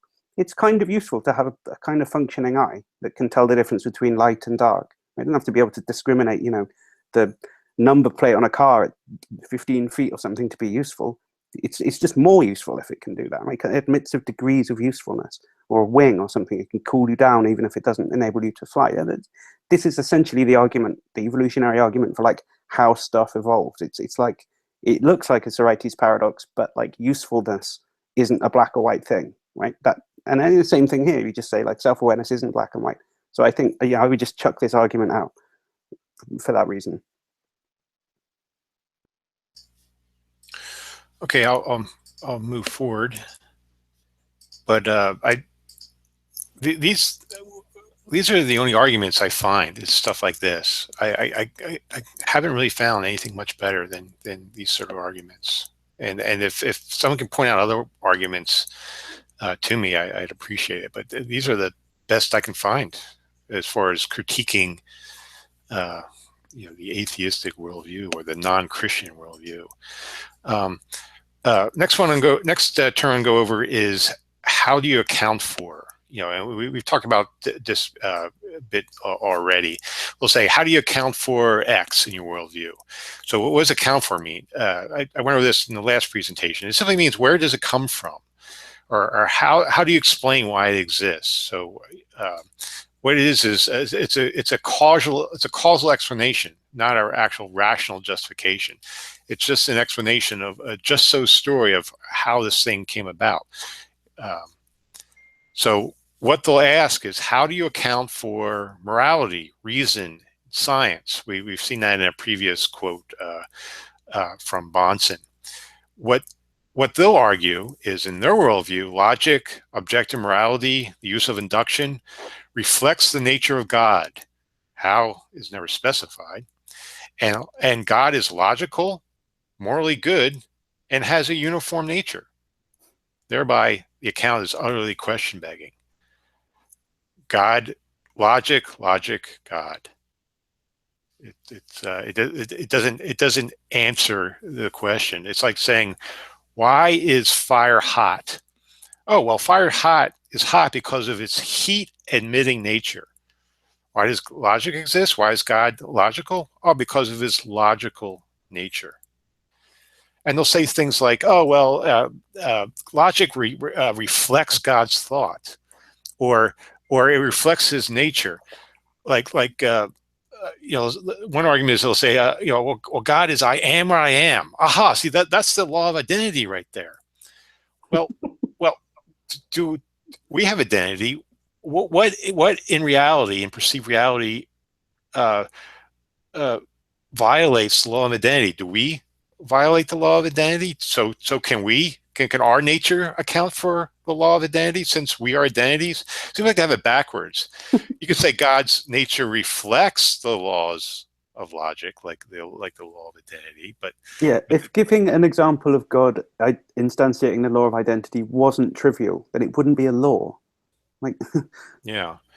So I mean, they really don't answer. You know, another example is, why do sleeping pills put you asleep? Oh, they put you asleep because of their dormitive nature. So in other words, sleeping pills put you asleep because they have the nature to put you asleep.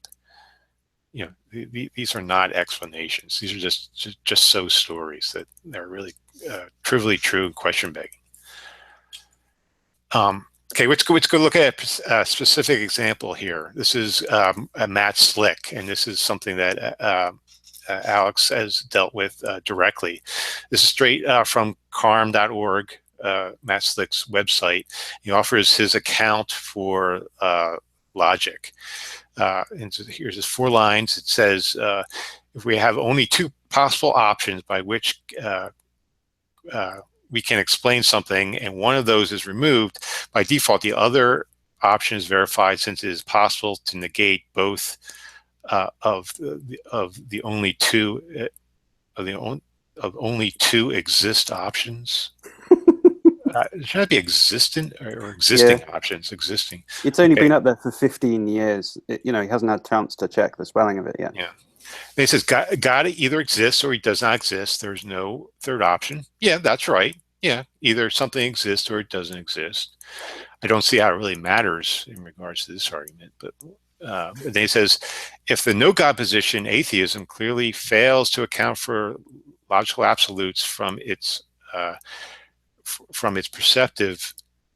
perspective, then it is negated and the other option is verified. Atheism cannot account for the necessary preconditions for intelligibility, namely the existence of logical absolutes, therefore is invalidated as a viable option for accounting for them, and the only other option, God exists, is validated. Now, I think premise 2 is simply not needed. It's thrown in there to kind of like this to distract you or to kind of lead you astray. Yes, it's true that either something exists or does not exist, but regardless of it existing or not, doesn't account for what you need accounting for. Alex, you brought the example of toast. Either toast exists or it does not exist, but that doesn't mean toast can account for the laws of logic. Along as well as his God accounting for logic. So I think 2 is simply not needed in there. So from his argument, God either exists or does not exist. Well, which God? Obviously his God, but there's other gods. So I think he would have to address the other gods. Can we say the other gods can account for logic, not just the Christian God? So I think he needs to rephrase it as either God accounts for the logical absolutes or God does not account for logical absolutes. So that would be a better way of phrasing it, I would think. Or either God accounts for the logical absolutes or something else accounts for the logical absolutes. I think those are better ways of phrasing it. But again, this is kind of argument for ignorance. Oh, if I can't figure out to how we can account for the laws of logic, assuming that they need to be accounted for, does that mean your toast or your God accounts for it? No, I think it's an argument from ignorance. And here's something that you brought out. This is Alex's website, so I'll give you a nice little plug here to read your article on it. If you say P equals God accounts for the laws of logic, you can break it down to P or not P. Matt Slick claims not P, therefore P. Well, not P is P. So if you substitute P for not P in the second premise, you simply get the argument P or not P, P therefore P. And you can see that's circular reasoning. You have the conclusion in premise 2 right there. So you can see how this falls apart. But again, I think the simplest way is just this argument for ignorance. If I cannot account for the laws of logic, therefore toast can account for the laws of logic. No, I think you actually have to go beyond it. That your God can account for the laws of logic. That logic needs to be accounted for, and no other proposed God can account for the laws of logic. Why can't the logic pixies account for the laws of logic? Oh, who are the logic pixies? Oh, the logic pixies are the entities that created the laws of logic, of course. It's no different than their God. I remember Frank Turek, the apologist. He actually has a PhD in apologetics. He used sort of like a contingency or a cosmological argument, saying, well, there had to be a first cause, and we call that first cause God. It's like, whoa, no, wait a minute here. there could have been a first cause, but that doesn't necessarily mean that it's a personal entity that's conscious, that's all powerful, knowing, omnibenevolent, and so forth. It's just playing fast and loose with definitions, I think. All right. Anyone else have anything to add with the accounting for logic? If not, I'll move on. Well, I mean, sorry, you go. Oh, okay. Well, I mean, you're the better person to speak to this, since you've done the most thorough debunking of Slick's argument in particular. But I want to make a general point about accounting for logic. And what I'm going to say is equally true when it comes to accounting for beauty or accounting for morality. People will often say, well, the way that you account for logic is by appealing to the nature of God. And you say that of God's nature, that it is logical. But then if you say of God's nature that it is logical, you have not told me anything about logic.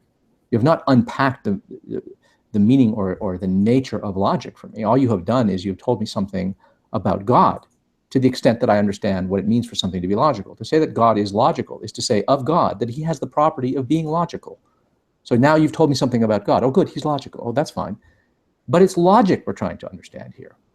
It is logic that we are being challenged to unpack and account for and make intelligible, right? And to simply predicate this thing, logic, whatever it is, of God, is to tell me absolutely nothing, is to contribute nothing to my understanding of what logic is, right? Your direction of explanation is exactly backwards. You're explaining God in terms of an attribute that I already understand to some degree, logic. You're not explaining logic at all by saying of God that he is logical, right? And it's the same is true of saying that God's nature is moral. It's in his very nature to be moral, right? Well, to the extent that I already understand what it means to be logical or moral or beautiful or something, when you predicate those of God, you've augmented my understanding of God, but you have not augmented my understanding of morality and logic and beauty or any other concept that you're trying to unpack here. So I think that you got to be careful when people try to appeal to the nature of God, right? The nature of something doesn't explain anything. Nature of something is it is the way it is, okay? Things have the nature that they have. We want to understand why they have the nature that they have. That's how you understand something, right? But to simply say that, well, logic, is somehow a property of reality because logic is also a property of God, doesn't actually answer the question, what is logic and how are we to understand it? And as for understanding why the world is logical, I mean, just ask yourself, how could the world not be logical, right? I mean, people have this idea that we talk about the laws of logic, and there's the expression laws of logic has a tendency to confuse people, to lead them down a garden path, to think of laws of logic, which are perhaps more commonly called principles, or more rightly called principles of logic, or actually things like principle of excluded middle and non-contradiction and so forth, principle of identity. I mean, these are assumptions that inform logic, right? But let's call them laws of logic, since apologists love to use that expression. They're capitalizing on this idea of laws of nature and laws of logic. There's a kind of illusion here, a sliding back and forth between our concept of laws of nature. We understand that the laws of nature in principle could be otherwise. We could imagine that E was not mc squared, right? And that F didn't equal ma. And we could take any law or regularity in physics and imagine that it's otherwise, right? We could have discovered that the physics is otherwise than it is, okay, than what we've established that it is, okay? But when it comes to so-called laws of logic, that's rather difficult, right? And one of the things about logic is logic doesn't just describe this world, right? Logic describes the way any world could be, including this one. So of course, I know why the world is logical. The world is logical because it wouldn't matter how the world was. Any way that the world could be would have to conform to logic. Right? You just have to look at a truth table that sort of describes every possible truth condition, every possible concatenation of truth conditions, right? I mean, logic is in a way characterizing not just how logic is, but every way that reality could be, right? That's at least one way of understanding logic. That would be one way of accounting for it, right? Now, philosophers of logic are going to sort of disagree on this kind of account, right? But this would be one account that would account for why our world is logical, right? Our way is just one of the ways that reality could be, and logic characterizes every way that reality could be. Right? That's in part what logic is a characterization of every possible state of affairs, every way that reality could be, anything else being a contradiction, a way that reality could not be. Right?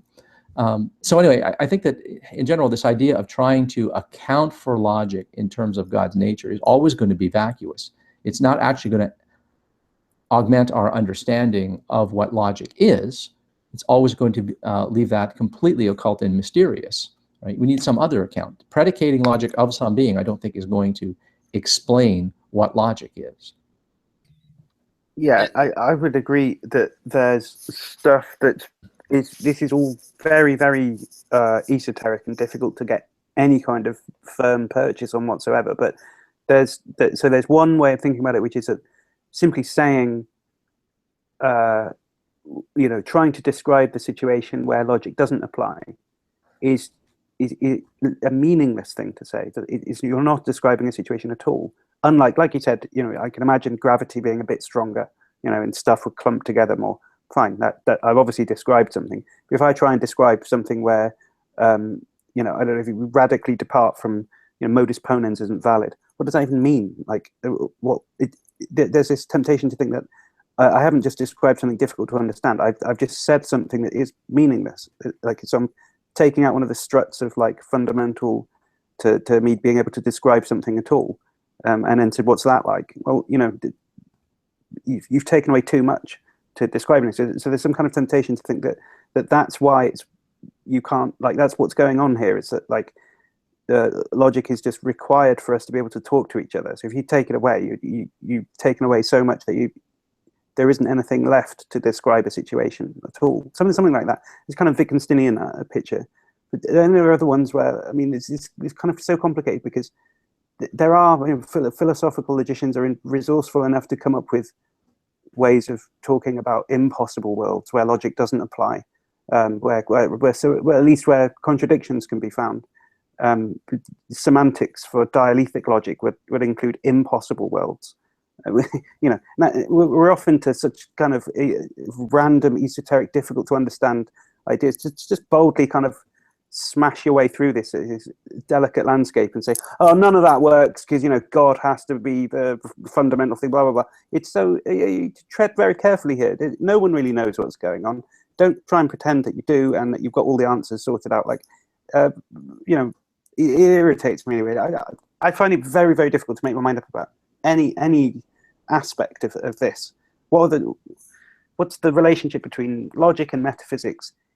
I've spent too long thinking of all of the different options that I find it's anyone who says that they've got a clear idea about that, I find it very, very dubious.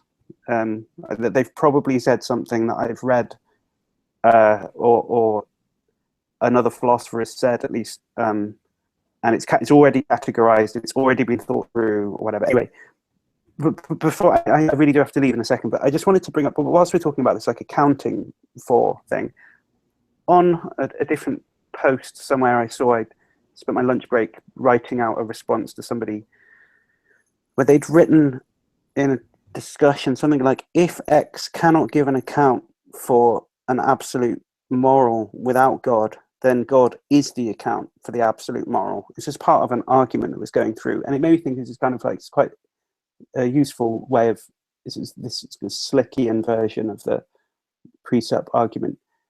That what's going on is there's some kind of equivocation now on the word can. Like, I mean, with Slick's version, it's like, can God account for blah blah blah. What we really mean is, can someone who has this God belief as part of their worldview account for it? Right, the person who's doing the accounting is the person who holds the worldview, not God. We're not asking God what the answer is. Right? Right. It's what I'm supposed to give you the answer. I'm supposed to account for it, and does that account involve God or not? That's what we're really asking. So is this person able to account for, say in this case, objective morality, may as well be logic, whatever? Can somebody account for something? And the answer is, well, no. And if not, if they can't, then, or at least if they can't do that without presupposing God or involving God, then that means that God is the explanation for it, right? So But let's just pull apart two notions of can, right? Is it that they can't because they don't know how to, right? Like, I can't make an iPhone. I don't know how to make an iPhone, right? I can't do that. On the other hand, iPhones are the sorts of things that can be made, of course, right? So I could make an iPhone in a way. I just don't know how to do it. If I did know how to do it, I would be able to do it. It's not like, can I make a square circle? No, it's not because I don't like not because I lack the knowledge. It's because it's an impossible thing to make, right? So could this person account for logic or morality or whatever without God? The answer is no, just because they don't have, I don't know how to do that or something. We can't infer anything from their lack of knowledge about how to do it. Just like you can't infer from the fact that I don't know how to make an iPhone that you can't make one, right? You can't go from the epistemic impossibility to the actual kind of logical impossibility. Like, you can't make that inference is invalid. So if we try and take it, so you shouldn't read this person can't account for X to mean the epistemic notion of can't, because nothing follows from that. So then if we're saying, well, this person can't account for X because it's logically impossible, that's what it means. You can't do it because, in the sense that you can't have a squared circle or something. Well, why think that that's true? Well, now what you're saying is an extremely strong claim, which isn't evidenced by their inability to think of an answer. Now what you're saying is it's literally logically impossible for them to do so. Well, prove it. You know, what's the explanation for that? It's an extremely strong, it seems to me, an implausible claim. But you're smuggling in, again, this is all about equivocation, people being loose with their words, right? Yes, I agree with what you're saying that they can't do it if what you mean is epistemically unable to do it. But now I don't agree that anything follows from that. And you're trying to say that something follows from it because now you've switched and you're not talking about logically impossible or metaphysically impossible or something. You have to keep fixed what notion of possibility is in play here. And earlier on, I was saying that with worldviews, there's one doxastic view of worldviews where it's about beliefs, and then there's another one which is this kind of system view of worldviews. And you can build an argument that sounds plausible if you slip and slide between them. Or Matt Slick, it seemed to me, equivocated between what was it I was saying is equivocating between the two different notions of scope in the negation of his disjunctive syllogism. Most of this presup stuff, I'm going to have to leave almost now, but it seems to me I would be very surprised if someone could put together an argument like this that didn't end up with some kind of equivocation or slippery slide between two kind of similar sounding notions at somewhere along the line. That almost always seems to be the presup fallacy, is somebody inserting a new understanding of a crucial term halfway through the argument so that it pops out with a sort of plausible looking conclusion. And all you have to do is just spot where that sleight of hand happened in the argument, and then you'll realize where you were duped. Anyway, look, I'm gonna have to run. It's been great. I wish I could stay longer, but I can't. So I'm gonna have to call it a night there, guys. All right, thank you very much for joining us. It was great. That's cool. Yeah, it was fun. I'll see you again. Take care. Thanks, Alex. Yeah, bye now. All right, I will move on to the next term. And that is, since non-Christians cannot account for anything, we have to borrow from the Christian worldview. So, borrowing from my worldview. What does that mean? Greg Bahnsen says the non-Christian makes use of intellectual capital, which is stolen from the Christian worldview.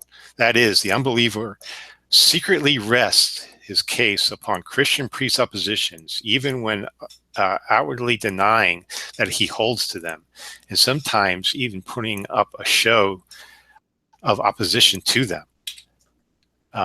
He goes on to say, the unbeliever will have to depend upon the Christian worldview to strike at the Christian worldview. The unbeliever will have to assume certain things that only believers have the right to assume in order to argue what the believer professes. Examples, please. I'd like to hear some examples. Cornelius Van Til brings up the example of a child sitting on his father's lap and slapping him across the face, realizing that he wouldn't be able to do that unless his father had a lap to sit on in which the child could slap his face. I heard another presuppositionalist say it's like sawing off the edge of the cliff. You saw off the edge of the cliff in which you're standing, and obviously by doing that, you're gonna fall down. But say we don't have an account. Does that mean we're actually borrowing from the Christian worldview? We could be completely ignorant of what accounts for certain things. That doesn't mean we're relying on the Christian worldview. Excuse me. Let me just say here something about this idea of borrowing. Sure. When they raise, nope. Oh, we might need to mute Floyd there. We got some noise from his end. I gotta go ahead. Oh, thanks. Okay. When presuppositionalists charge that people are borrowing from their worldview, they're not suggesting that the concepts that are being used here illicitly originated with Christianity. What they mean is that only a Christian is entitled to use those with intellectual integrity. Okay, I mean, they believe that, you know, there's a God. He's the God of everyone. He's the God of of the universe. He created us with our minds. He created the world for us and us for the world, and so that our minds track reality appropriately, and our minds are capable of reasoning because he created a reasonable world and so forth, a world that is apprehendable through our senses and through our reason and so forth. Okay, and so something like logic, they think, can be legitimately used by a Christian because they think that Christianity supplies a person with a reason to trust in their cognitive practices and inferential practices, like reason, like logic and deduction, and trusting your senses, trusting your memory, and so forth. Okay, so I mean, they think that God is a good God, and He created us for the world, and the world for us. And God, because He's not a deceiver, wouldn't have created us with sort of systematically incapable of apprehending reality. He created us with minds to apprehend reality. Just like our hands are for grasping and our eyes are for seeing, our reason is for thinking. And so they think that is an intellectually satisfying account. And if that story is true, so far as it goes, if that story is true, then yeah, I mean, if all that's true, yes, then of course we can just, we can rest easy. Okay, yeah, I can use my reason, I can trust my memory, I can trust my senses, and so forth. And so when they say that you're borrowing some capital, what they mean is that there are, within your worldview, concepts that you are applying that you don't know how to justify. And only on the Christian worldview or the Muslim worldview, if you're a Muslim presuppositionalist or whatever, right? But only on their worldview could you discharge and justify your trust and confidence in that concept. That's what they mean. It's not that they think that the concept originated with them. They think everyone is just born with these capacities innately. They're put there by God. So they're not suggesting that they came up with the concept of logic. I mean, Aristotle wasn't a Christian.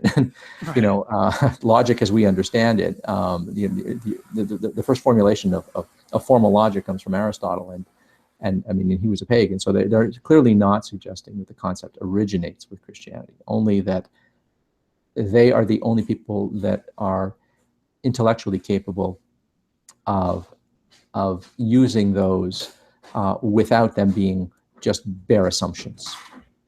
It's not unlike the quote at the beginning. How do we know the Christian God exists? Because we wouldn't be able to prove anything were it not the case, Mm-hmm. right? So it's the assumption of the entire worldview essentially to justify the worldview.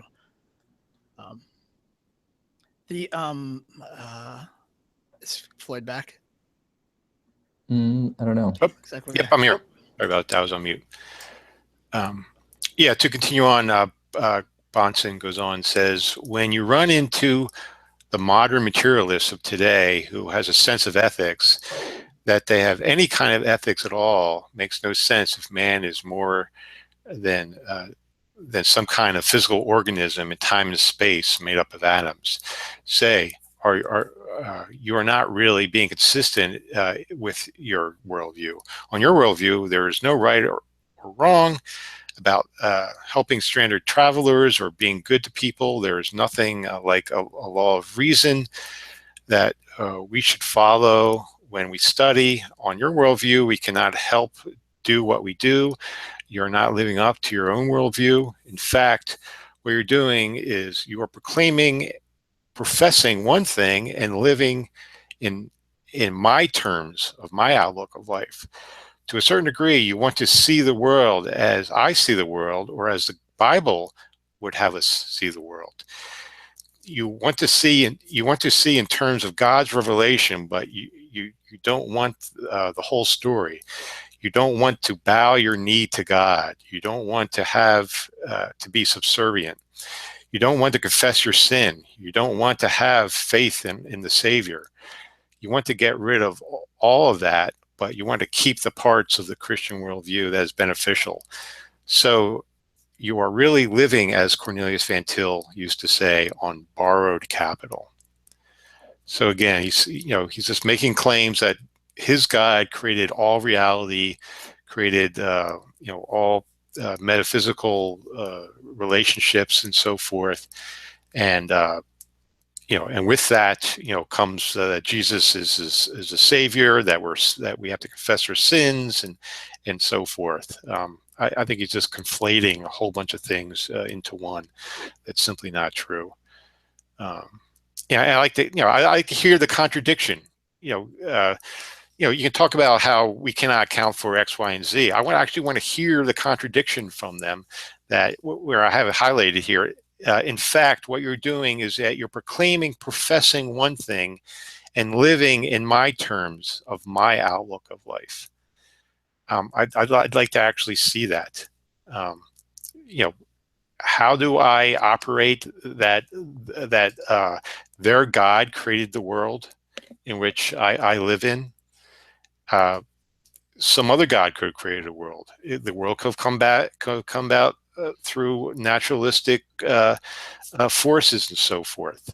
The world is here regardless of where it came from, regardless of what created the laws of nature, the laws of physics, how logic represents relationships between entities and so forth. That is the way it is, and I don't see how it really matters of what actually brought those things into being. Henry Ford could have created the first car, or some other creator could have created the first car. I don't need to know who actually created the car to drive the car. I don't need to actually know how to drive a car. I only need to know how the engine of a car works to be able to drive myself to work. The car exists. I may not know how the car works, but I can drive it to get to work. So I don't see what exactly am I borrowing from them.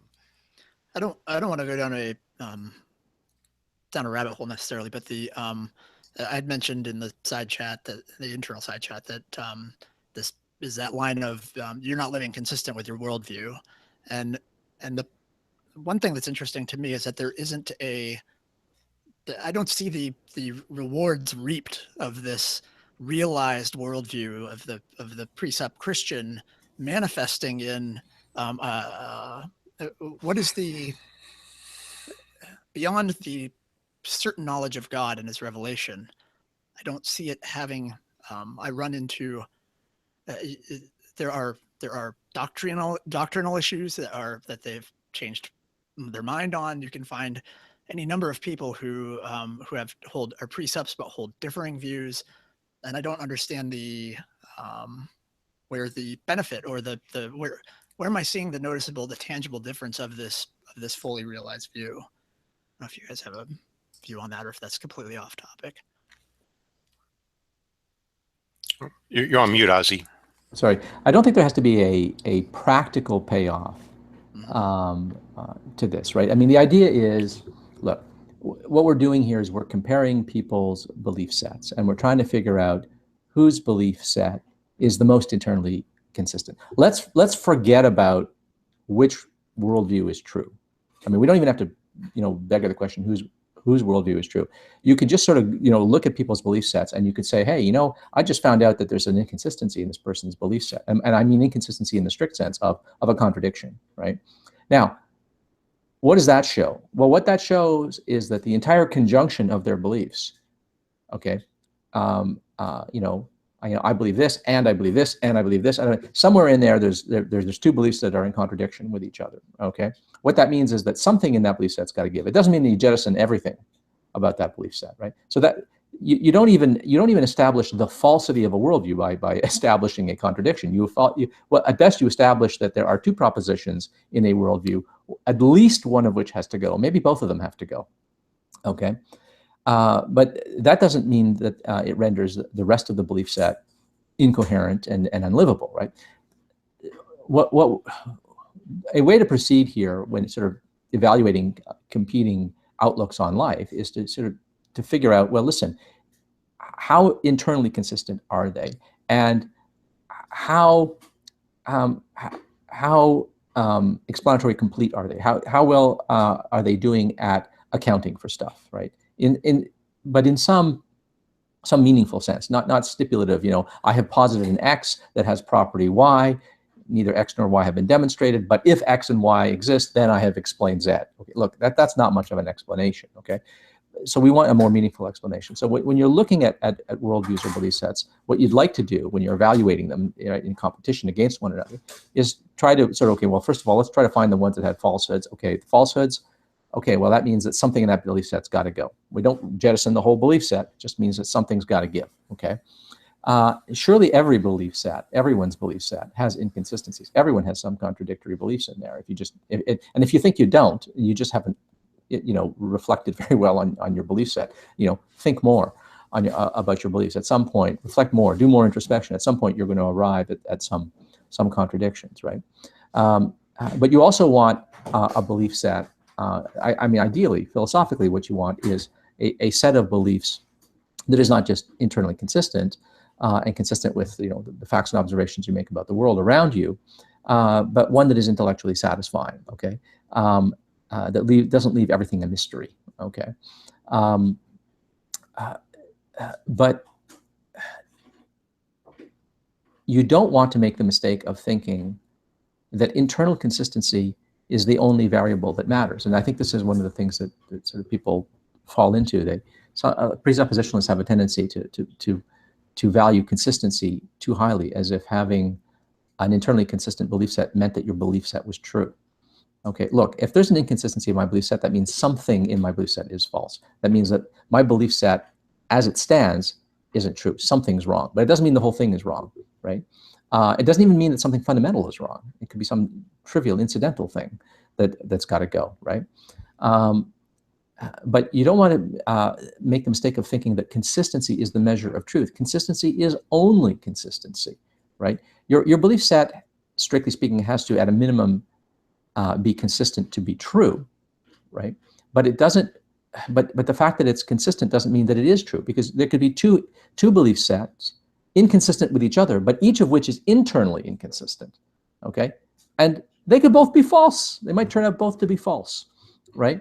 One or the other could be false, or they could both be false. Inconsistency isn't soundness. Okay, I mean, it just has to do with validity, not soundness, right? So that's the first thing to bear in mind. Don't get too hung up on consistency, right? I mean, I would rather have a belief set where for every one of my beliefs, I have a reason to think that it's true, and know that some of them are false, but I have reasons for thinking that they're true, and know that somewhere in there, there's going to be some inconsistencies, than have an internally consistent belief set where I don't have any reason to believe any of the things that I do, right? I mean, there's no value in having an internally consistent belief set where you don't have any reason to think that the beliefs, though consistent with each other, are not in fact true, right? Of what value is that, right? I don't want a map that makes sense. I want a map that reflects reality, right? And so, a map of Middle Earth makes sense. It's internally coherent. It just doesn't refer to anything real. And I want a real map. I want a map of this reality, of this world, right? So I think that people sort of get confused here on consistency. They find something beautiful and charming about having an answer, an easy answer to hard questions. And I mean, that can be very intoxicating. And then you can sort of look haughtily down your nose at other people who will admit, I don't have answers to these hard questions, right? But you have to ask yourself, do I have good reasons for thinking that the answers that I've got are true, right? Or is my only reason for thinking that they're true that they're not self-contradictory? Right? I'm sorry, but having a belief set that's not self-contradictory is not the same thing as having a belief set that's true, right? Yeah, I mean, you could say the moon is made of green cheese. That statement on itself, if that story's found in the Bible, would be consistent with everything else found in the Bible. If there's nothing in the Bible that says the moon is not made of green cheese. But if you read the Genesis 1 story, for example, Genesis 1 explains how the world came about, right? So you could say, if I'm just going to look within the Bible itself, hey, I have a worldview that explains the world we live on, and both atheist and Christian both accept the truth that the world exists, that we all live on it and so forth. But the Christian worldview has an account of where the world came from, described in Genesis 1. Well, when I read Genesis 1, I read about the creation of a flat earth with a solid dome firmament above it, in which the sun and moon and stars are attached and so forth. And that's not what I see in reality. So I don't think the Christian worldview, given that interpretation, now I know a lot of Christians won't accept that as a literal interpretation of Genesis 1, but if you accept that interpretation, then I don't see this certain biblical worldview consistent with the facts in which I hold, namely around Earth as very old, where plants and so forth existed after the sun existed, not before. So that is how I counter presuppositionalists, by attacking their worldview, saying, okay, here are certain facts that we share, scientific facts, historical facts, and so forth. I don't think the Bible comports with those facts. So I don't think your worldview makes sense. I don't think your worldview makes sense out of certain things we hold. But again, there's a lot of debate around that. Could I just say one more thing about sort of the whole thing about worldviews and consistency and inconsistency here, and contradiction? In the live chat, someone posted a question asking about performative contradictions, and I think that this is sort of the more important thing here, where presuppositionalism is concerned. I mean, presuppositionalists are trying to suggest that when your worldview is inadequate, right, doesn't account for something, that ends up being a kind of performative contradiction. Now, that's actually hard to establish, but I think sometimes a case can be made for it, right? So, for instance, if a person says, well, I don't believe in morality. On my worldview, I'm a materialist, and I think that, morals are just, it's just how people get along. It's just a negotiated kind of practical thing. There's nothing that's actually right and wrong. It's just power that we exert over one another. You could be a moral anti-realist. You could be a moral nihilist, and a materialist, for instance. Okay, but what a presuppositionalist might say is, well, listen, you say that, but you don't live that way. Look at how you live. There's a difference between what the words coming out of your mouth and how you perform in life, right? You get upset when someone does something that you consider to be wrong, and you don't treat it like it's just, tomato, you like pineapple, I don't like pineapple. You don't treat it like a mere difference in preference. You get outraged, you get indignant. Why the heck? No one gets indignant that someone likes pineapple and you don't. That doesn't happen, right? When it comes to preferences, we act very differently than when it comes to sort of violations of a moral standard that we hold to, right? So what they might say is, listen, you are saying one thing, but you're living another way. And that's what's called a performative contradiction, right? You're saying one thing, you're saying you profess to believe certain things, but you live exactly as if you believe in an absolute moral order, right? You get as indignant and self-righteous and condemnatory as a Bible-believing Christian who believes in divine command theory. Well, there's something wrong here, right? You're not living according to your own worldview. Clearly, you can't live according to your worldview. You're not living according to your worldview, but you are living in a way that's kind of a lot like my worldview. On my worldview, your behavior makes sense. That's the sense in which they're talking about you're borrowing from my capital. And I think that that's true in some instances. The example I gave is one that I think actually happens. A lot of people, I think, are involved in performative contradictions. They say they believe a certain thing, they hold to a certain philosophical or metaphysical position, either explicitly or implicitly. And then you look at how they conduct themselves, and that's at odds. Now, that is a kind of contradiction, right? They are, in fact, professing to believe one thing, but their behavior betrays an implicit belief that contradicts the explicit profession of what they believe, right? And so I think sometimes the presuppositionalist objection has some force, right? I think there are genuine cases of that happening. I think the logical one isn't argument isn't a good one, and the knowledge one isn't a good one. But I think the moral argument is sometimes pretty good, depending on how it's put. That doesn't establish that their view of morality is right and that their source of morality is right, but I think that they do often point to genuine incoherencies and inconsistencies and contradictions in how people live in other people, right? And I mean, that I think is the good that we can take from this is, when they point out these performative contradictions, we need to ask ourselves, okay, maybe I need to go back to the drawing board. How committed am I to what I say I believe, or am I just mouthing these words because it's an easier position to defend?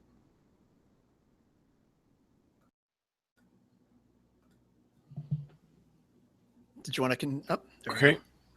All right, I'll continue on. We're getting near the end here. Next one is, what do you appeal to? Often you'll hear presuppositionists challenge you by saying something like, do you appeal to your senses or reason to justify your senses or reason? To appeal to them, you'd be arguing a circular reasoning, and of course you don't want to do that. Just one moment.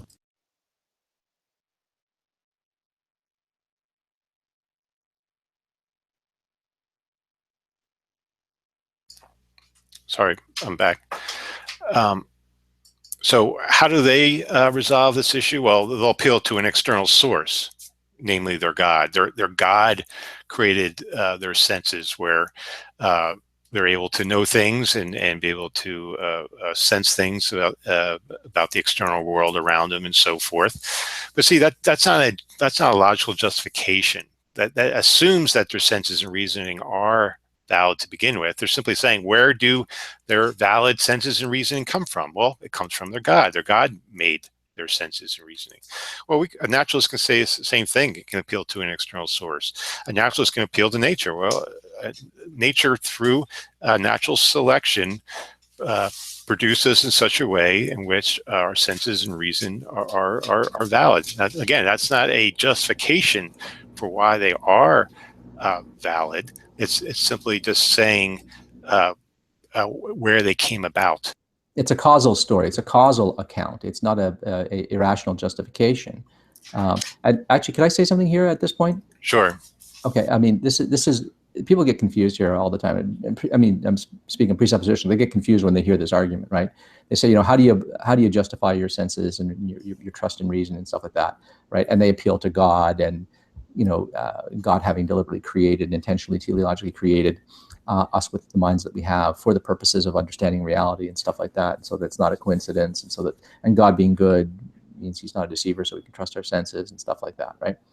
And they think that that's an account. That's an explanatory story. But if you ask them, yeah, but how do you know that? They go, well, no. Wait, you're stepping out of my worldview. According to my worldview, this is how it goes. Oh, but then you can say, wait, well, according to my worldview, my brain is an engine, is an engine that tracks reality. That's what brains are for, right? Organisms that have to move around and find food and avoid predation and so forth. They need a guidance control system. That's what a brain is, right? It has to have a way of representing within the organism states of affairs out there in the world that are changing so that the organism can behave appropriately and guide its way through the world, right? Plants don't move around, so plants don't need brains. That's why plants don't got brains. Right? But things that have to move around and find themselves in different circumstances need to be able to track the changing circumstances so that they can chase down the food that they need to chase down and avoid the predators that are preying on them and find the mates that they need to mate with and so forth, right? That's not happening with plants. Plants are rooted, they can't avoid their predators. Plants are don't give chase to their food, and they don't have to find mates. The pollen blows around by the wind and stuff like that. There's no strategy there involved. And so that's why plants don't got brains, okay? Because a brain is a guidance system that allows you to systematically represent reality around you, right? To have experiences that systematically co-vary with changing states of affairs so that you can behave in ways that are conducive to your survival. So that's why we have brains, and that's why our senses are reliable, right? It's a biological imperative that we have these we have these guidance systems, and they be generally reliable, not foolproof, but generally reliable. On average, more reliable than not. Okay, under the circumstances in which we evolved, right? In different circumstances, our senses are not very reliable. But in the local circumstances we find ourselves in, they are reliable. Same thing with our reasoning. Our reasoning is perfectly good for this kind of stuff that we tend to talk about on a day-to-day basis. When it comes to metaphysical speculations, not so great. Our brains didn't evolve for that. When it comes to trying to understand and predict the queer, uncanny phenomena at the quantum level, and things like Einsteinian relativity, our intuitions, our rational intuitions, don't serve us very well. It's actually very, very hard. We find a lot of these things very paradoxical, and we can't model this very well in our minds. So our minds are evolved and adapted to the kind of environment in which we evolved. Okay, so that's why I can trust the general reliability of my memory and my senses and my inferential practices, right? In circumstances in which the kinds of circumstances in which they evolved, they are reliable. In other circumstances and in other contexts, they are much less reliable and sometimes completely unreliable. Okay, now when I say that, I'm telling you a causal story. I'm giving you a causal account. That's not a rational justification for why I believe that to be the case, because I used my mind in the very act of coming to that causal story. And they will say, oh, well, then you're arguing in a circle. Oh, wait, but if that's arguing in a circle, so is the presuppositionalist arguing in a circle when he says that he knows that he can trust his senses, memory, and inferential practices, because using his mind and his memory and his inferential practices, he has come to the conclusion that there is a God who created the world thus and so, and created us for the world and the world for us, and that God is good and he wouldn't deceive us. All of that causal account isn't a justification either, unless you recognize that it's a circular one where you are assuming the reliability of your own cognitive and inferential practices in the very act of coming to that causal account, right? So as a justification, all of these accounts are going to be circular, right? But we're not comparing justifications, we're comparing causal story. There's the theistic causal story that the presuppositionalist wants to give, and then there's like the evolutionary reliabilist story that I just presented, okay? Neither one of them escapes the justificatory regress problem. They're both subject to the justificatory regress problem. You can always ask of both of them, how do you know that? How do you know that? How do you know that? You don't get out of it by positing a God, just like you don't get out of it by positing, oh, well, nature and natural selection made it thus and so. Neither account actually stops the regress. Okay. All right. I just want, okay, on this slide, I'm going to point out some debate tactics that presuppositionists use, and we should be aware of them when we dialogue with them. First one is they'll always be on the offense and attack your opponent's worldview by always asking questions and never answering questions on your own worldview. And we see that time and time again. They'll we'll say, well, how do you account for this? How do you account for this? But when we ask them to account for it, they'll just say, oh, well, since you can't account for it, why do I even need to answer you? And we've seen before, bringing up issues like the impossibility of the contrary puts the focus on the contrary, on your worldview, rather than addressing their worldview. So when you see this happening, don't get into a position where you're always answering questions and not able to offer any questions yourself. Stop them, say, whoa, I've answered enough of your questions. It's time for you to answer some of my questions. So don't get stuck in this trap. We explained this earlier. They'll perform an external critique on their opponent's worldview while demanding an internal critique on your own. So again, they'll use their presuppositions to evaluate your worldview, but when you critique their worldview, they're going to say, no. You just have to, you have to take for granted my presuppositions and evaluate it within. So this is a double standard we see over and over again. So be aware of this. And again, I went over this in my last presentation. No matter what is being discussed, divert the conversation back on how do you make sense of what you're talking about. We talked about this before. Bahnsen talked about you could be talking to your milkman or your philosophy professor. Always divert the conversation back to how do you make sense of what you're talking about. And here's a typical tactic. They'll present their opponent with a philosophical problem. Then they'll claim that your opponent's inability to solve the philosophical problem invalidates their position. And then when asked for a solution to this philosophical problem, evade and keep attacking their worldview for not being able to answer it first. So it's so just bring up a philosophical problem. Say, oh, you can't solve it. Okay, well that shows that your worldview is invalid. Again, it's an issue of maybe you don't know. It's an epistemic problem. It doesn't mean that it's an ontological problem. And then when pressed, when you actually force them to answer this philosophical question, they'll end up giving a circular argument and then claim that it's virtuously circular. We see that time and time again with people like Saiten and Bruggencate, where their argument is circular, but it's virtually circular, where ours is viciously circular. Greg Bahnsen teaches, in debating the non-Christian, he'll state they are not neutral and you shouldn't be. And that's the idea that we're separate worldviews. We're holding on to each other's presuppositions, and so they're not going to be neutral, and you shouldn't be neutral as well.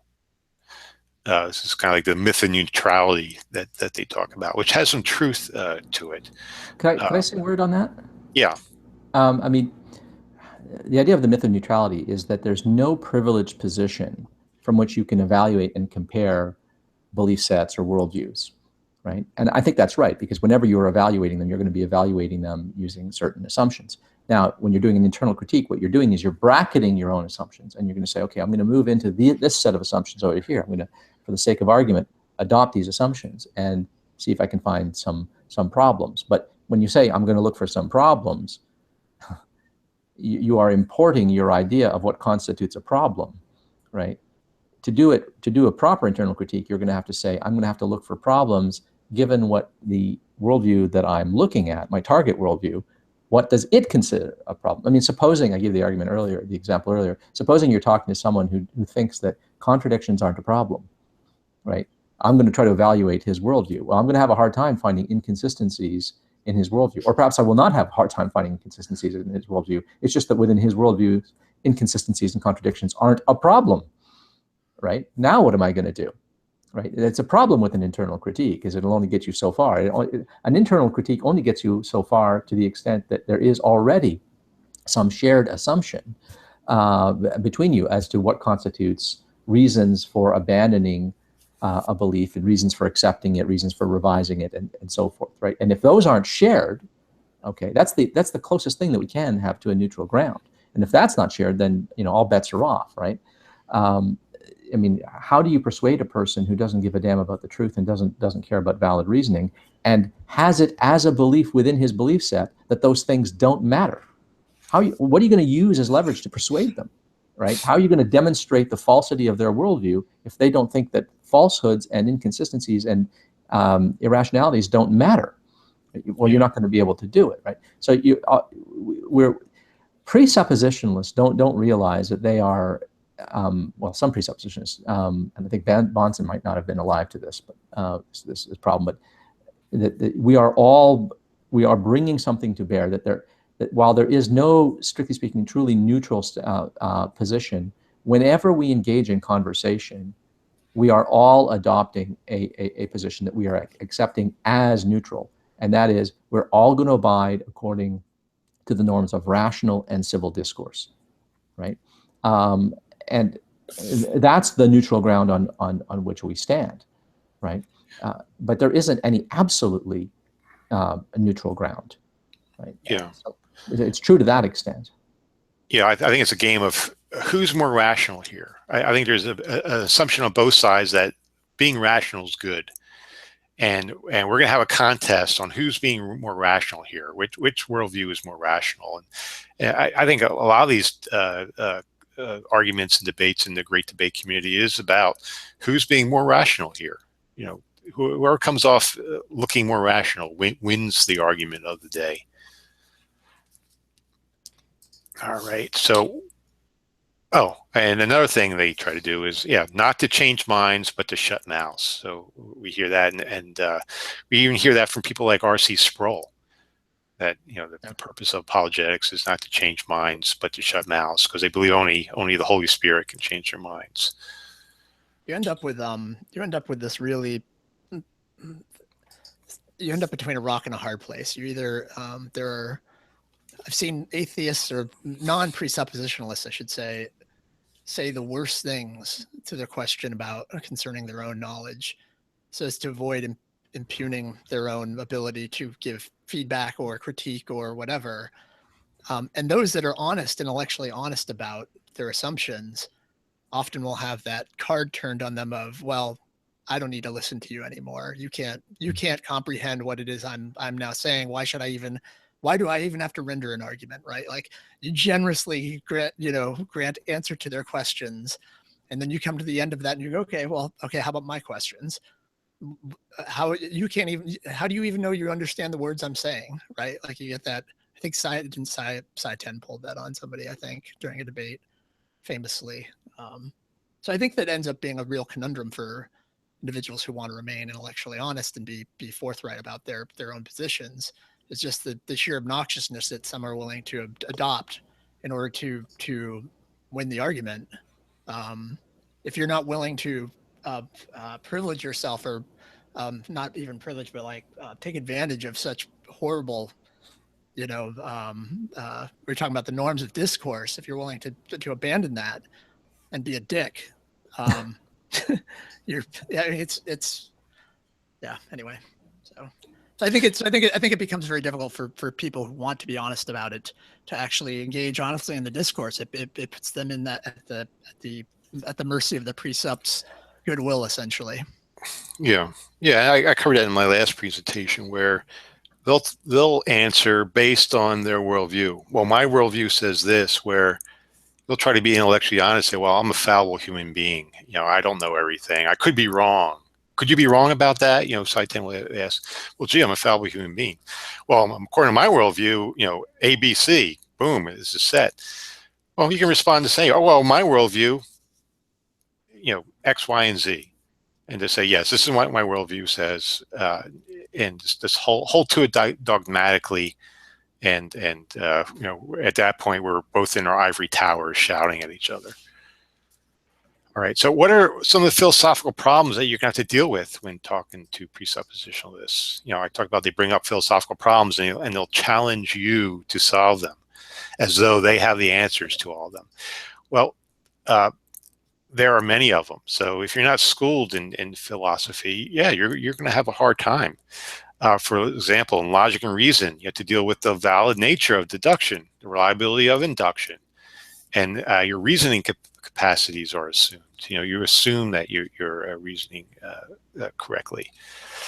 Induction in science, you have to deal with Hume's problem of induction, Goodman's new riddle of induction, and the Raven paradox. For knowledge and epistemology, you have to deal with the regress argument, internalism versus externalism, foundationalism versus coherentism versus infantism versus skepticism, and fundamental assumptions of epistemological systems.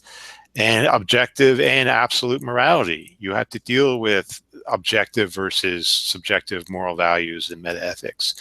Moral realism versus moral anti-realism. G.E. Moore's open question argument and so forth. So there's a lot in philosophy that you might need to have some understanding to be able to have a discourse with them, because they might have some philosophical training and they'll throw some of these concepts at you. And if you never heard of these things before, you can have a difficult time. Yeah, one thing I could, if I could, sorry, may I suggest one thing? Most people know that if you're arguing with a creationist about creationism, special creation versus evolution, if you don't know anything about evolutionary theory, it's a really bad thing to, even if you believe in evolutionary theory implicitly, to just say, well, I'm going to defend evolutionary theory and I'm going to argue against creationism and stuff like that.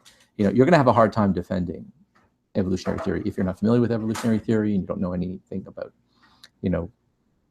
paleontology and the fossil record and carbon dating and all that. I mean, if you don't know that stuff, you're just going to be out of your depth, right? A lot of people, though, when it comes to philosophical questions, think that they can just do philosophy by the seat of their pants, right? I mean, the whole how do you know that, how do you know that, how do you know that caught a lot of people off guard, because most people just thought, well, surely we know these things. And there must be some, this must be justifiable somehow. Just right here by the seat of my pants, I'm going to come up with an epistemology. And that is really hopelessly naive and plays right into the hands of an apologist. So, I mean, if you're talking to an apologist about these things, what you should do when you don't know the answers to these questions is confess, I don't know the answers to these questions. How do you answer these questions? And that turns things around on them, right? Which I think, for reasons that we've already talked about, they are ill-equipped to cope with.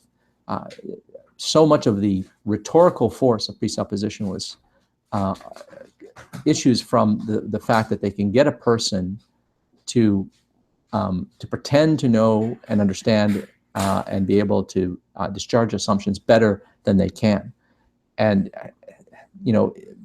just don't give them that ammunition. When you don't understand some philosophical concept, if you haven't really thought through your moral position and you don't know why you think that such and such a thing is wrong, and you don't have a good net ethical position, you haven't thought it out, and haven't done any reading on the subject, then don't try to make it up. Just say, well, I confess I don't understand much about this. How do you account for this stuff? And then you can press them. And then when they put forward their theory, you can say, well, wait a minute. How do you know that's true? Why do you think that's true? And never mind how do you know, because a person doesn't have to always know something. They can have reasons why they think something is true, short of knowing that it's true. You can ask them, why do you think that's true? What are your reasons? How did you come to believe this? What justifies this belief? And just keep pressing them on this, and you can often expose that really what they've got is perhaps a script, or at best a good way of attacking another person's belief set, but not a good way of defending their own position. Right? So I would just caution people against thinking that philosophy is easy and quick and dirty, and you can just sort of make it up on the fly. That's just never going to work, right? Any more than pretending and bluffing that you know evolutionary theory and can defend, questions about the fossil record and carbon dating is never going to fly if you don't, in fact, have the goods on that. Okay. And okay, loaded questions that you'll probably hear. First one is, how do you know your presuppositions are true? That's an external critique.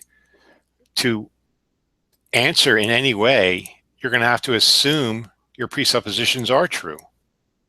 So this is a loaded question, because however you answer, you're going to assume your presuppositions. So all you can really do is just point this out to them. It's like asking, how do you know? Again, it doesn't matter what worldview you're talking about. You can ask them, how do you know your presuppositions are true without assuming them?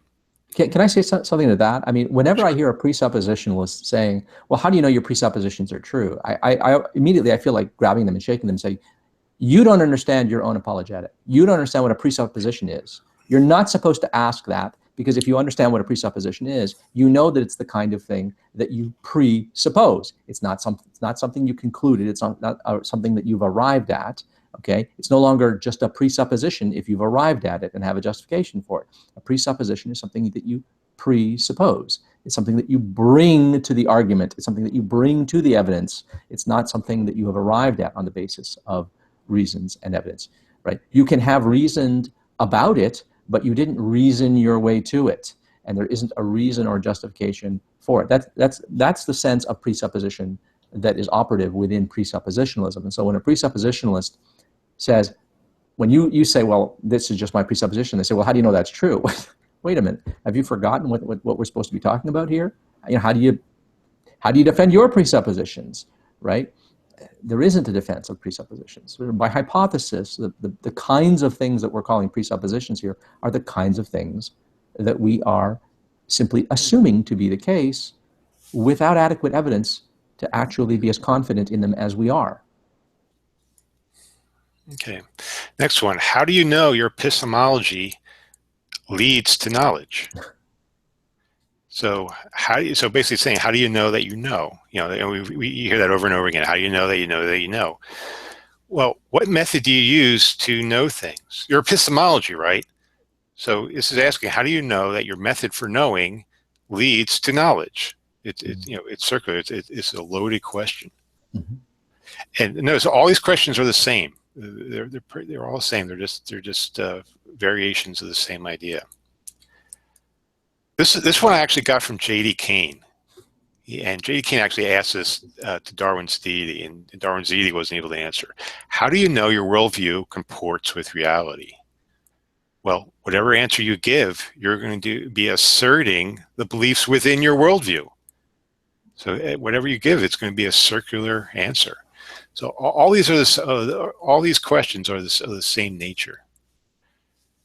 They're all loaded. Logical fallacies that are quite often used from presuppositionalists, and we've actually covered some already, but these are just summarize some of them.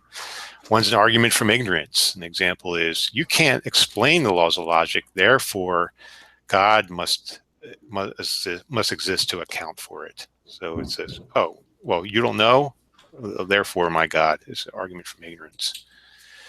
Argument from incredulity. I can't imagine how else you could explain the laws of logic. Same thing with like morality. William Lane Craig uses this. He's, in a materialistic worldview, in a materialistic universe, I can't see how laws of objective morality exists. Bare assertions. The Christian God accounts for the laws of logic. Again, you could say toast accounts for the laws of logic. You need to actually state how. Circular reasoning. By assuming Yahweh's existence, we can account for the laws of logic, which is how we reason Yahweh exists. So Yahweh, logic, logic, Yahweh. Tu quoque. Quoque. Quoque. Quoque. Quoque. Yeah, it's a weird one. It's like it's got two W's in it. Quoque. Everybody has presuppositions. You believe in science. I believe in Jesus. So my presuppositions are as legitimate as yours. Special pleading. None of the other gods account for the laws of logics. My argument is virtuously circular. Can I say something about virtuously circular? Sure. Okay. When I hear people talking about virtuously circular arguments in this context, I'm given to understand that they don't understand what's wrong with circular reasoning in the first place. If you understand what's wrong with a circular argument, you'll understand that the expression viciously circular is just, a vicious circle isn't another kind of circular argument, isn't a special kind of a circular argument. It's just a circular argument, right? A circular argument is one in which you have smuggled into your very conclusion the premise, you've smuggled into your premises the very conclusion, okay, that you're arguing for, okay? So that means that the argument is reducible to the following form: A, therefore A, right? Which means every other premise in the argument is irrelevant and redundant, okay? Now, that logical form of argument has a name, okay? And it's valid. It's valid, okay? It's called iteration, okay? Iteration is the name of an inference rule. It's a trivial rule that allows you to, in a long proof, just take anything that's an assumption and then repeat it again, A, therefore A, because A, therefore A is true, right? I mean, you know, if this is a Scotch glass, then this is a Scotch glass, and that's true, right? For any A, if A is true, A follows from that, okay?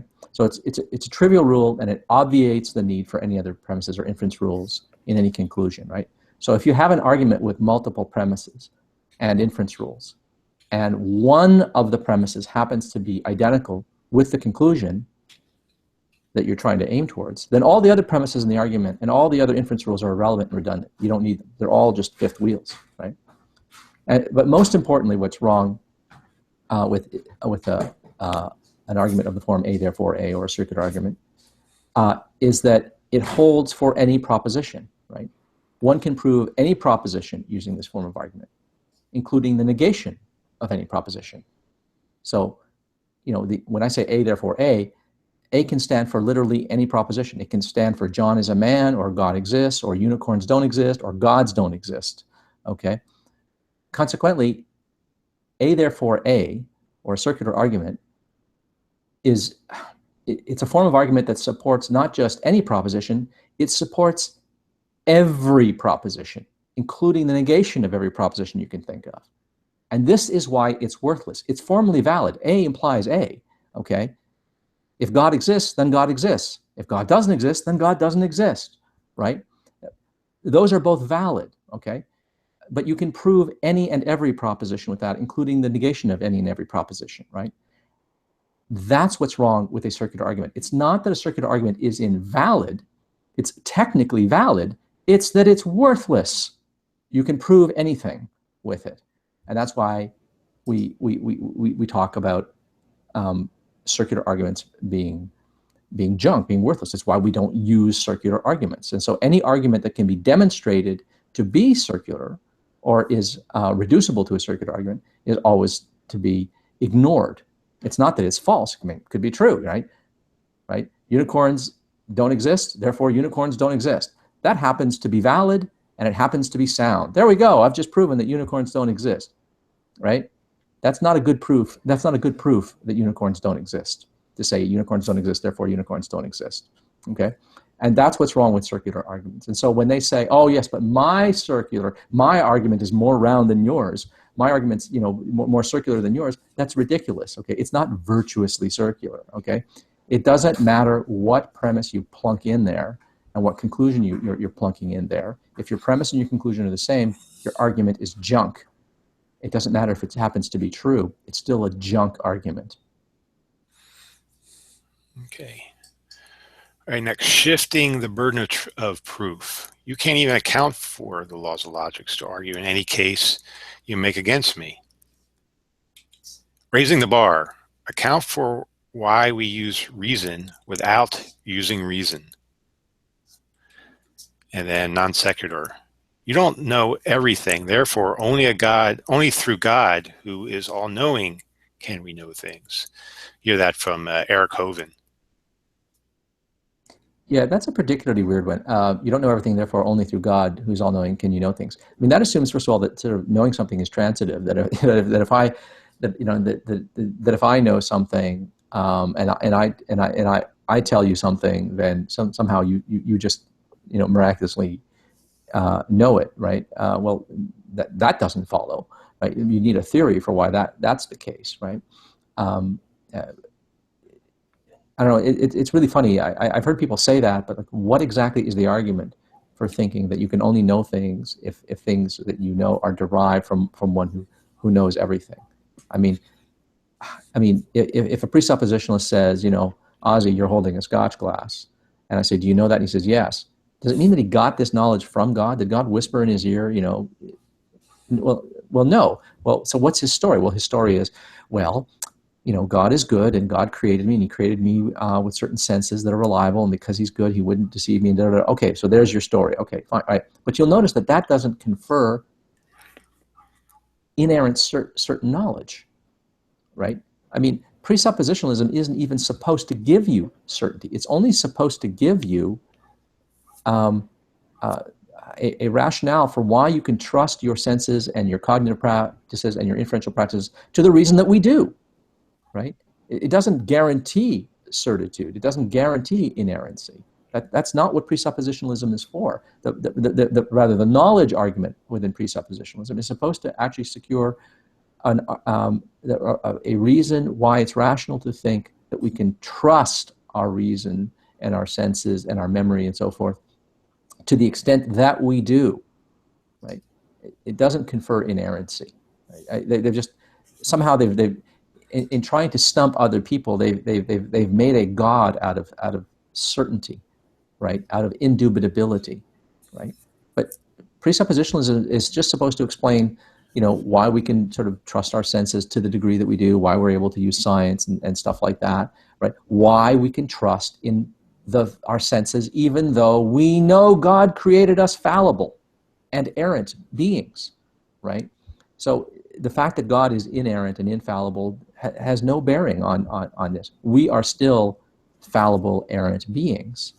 And what has to be explained is why we're able to know as much as we do under the circumstances that we do and trust in our inferential and cognitive practices to the degree that we do.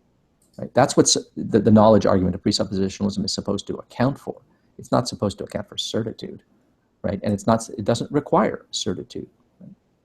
Yeah.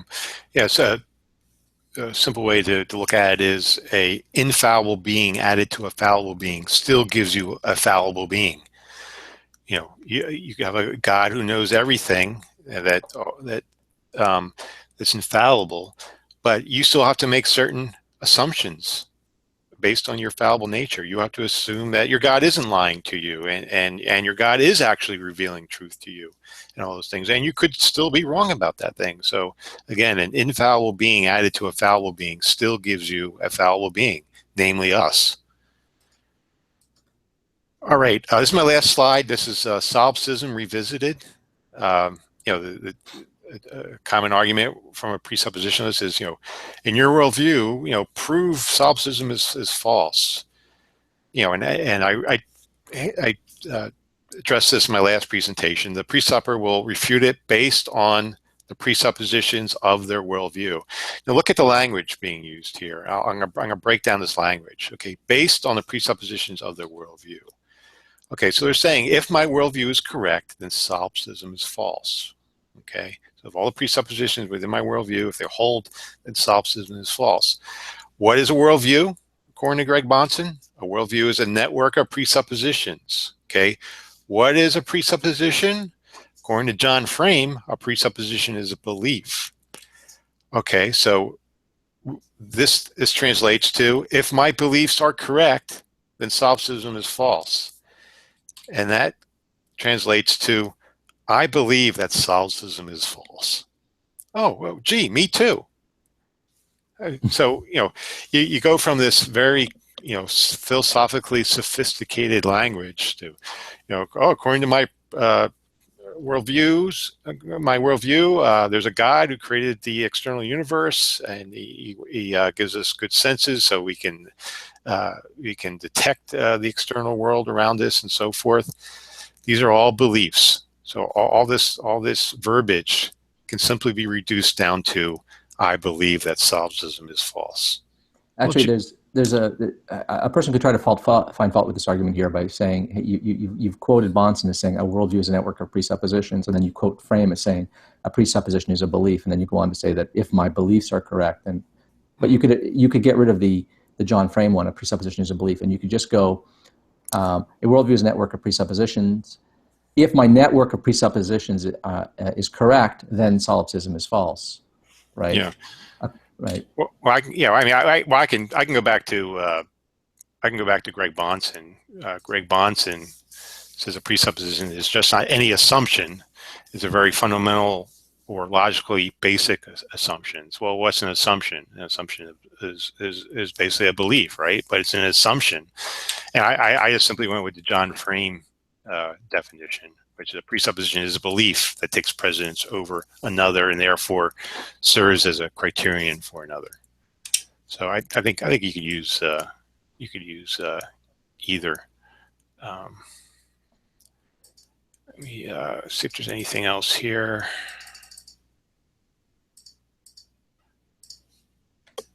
Yeah, see, it's really funny. Yeah, that's it. The whole solipsism thing. I've heard people sort of, say, well, without God, you can't establish that solipsism is true. But I mean, I don't see how by insisting that there's a God, you solve the problem of solipsism, right? Insisting that there is another mind, okay, when the challenge is, why do you think there is another mind, is simply not an adequate response. You simply cannot solve the problem of whether or not there exists another mind, whether everything that you experience is actually taking place in your mind. You can't solve that problem by simply stipulating and declaring that there exists another mind. Yes, of course, if there's another mind, then there's more than just my mind. Duh. Okay, that's not explaining how you've come to a rational conclusion that yours is not the only mind in reality, right? So, presuppositionalism, presupposing God, is completely question-begging, right? Of all problems that can't be solved by presuppositionalism, it's solipsism. I mean, the very last thing that's ever going to be solved by presuppositionalism is the question of whether or not there are other minds, because it simply doesn't make.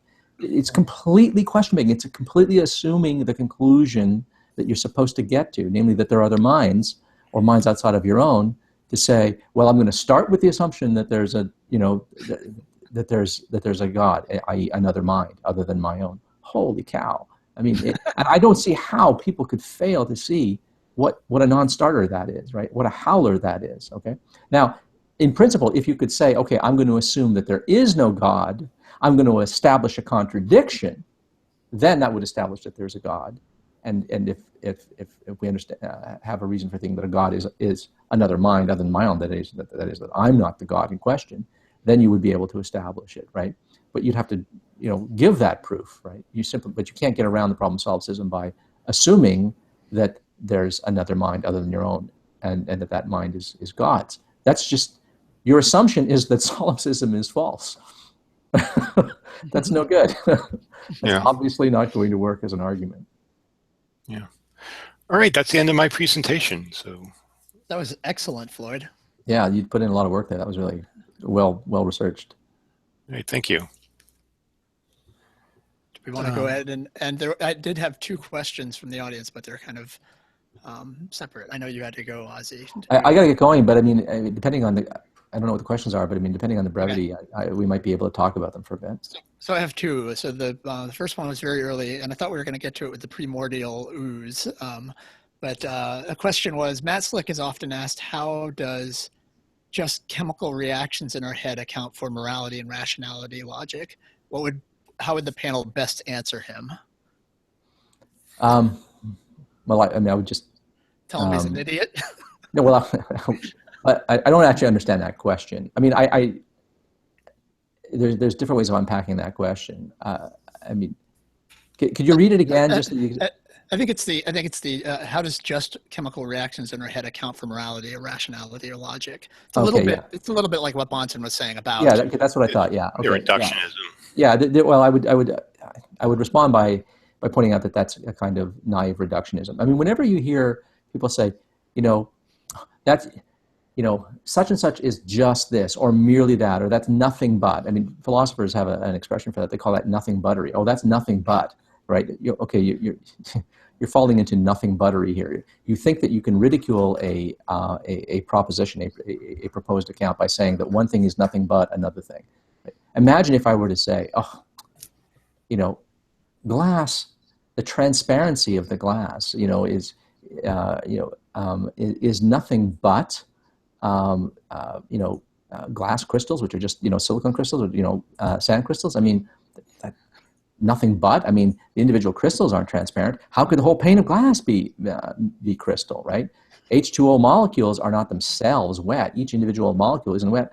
How does liquidity, which is wet and pourable and drinkable and all that, how does that arise? How is that an emergent property? That's, they're nothing but little itsy bitsy things bashing into each other. How could that account for liquidity? Well, look, we live in a world where we don't know the accounts. We don't understand how these things account. So a question like that is complicated. I I don't have to know the answer to that.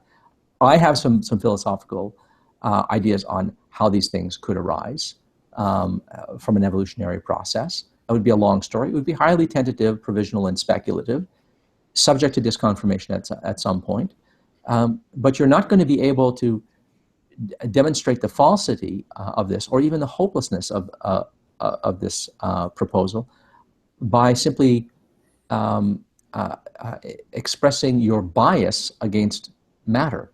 Right? Matter is capable of all kinds of things. You would never, just by looking at these itsy-bitsy physical particles, come to the conclusion that they can exhibit properties like liquidity, solidity, gaseousness, transparency, conductivity, superconductivity, and everything else, all the other, surface tension, all the properties that we see at the gross physical level.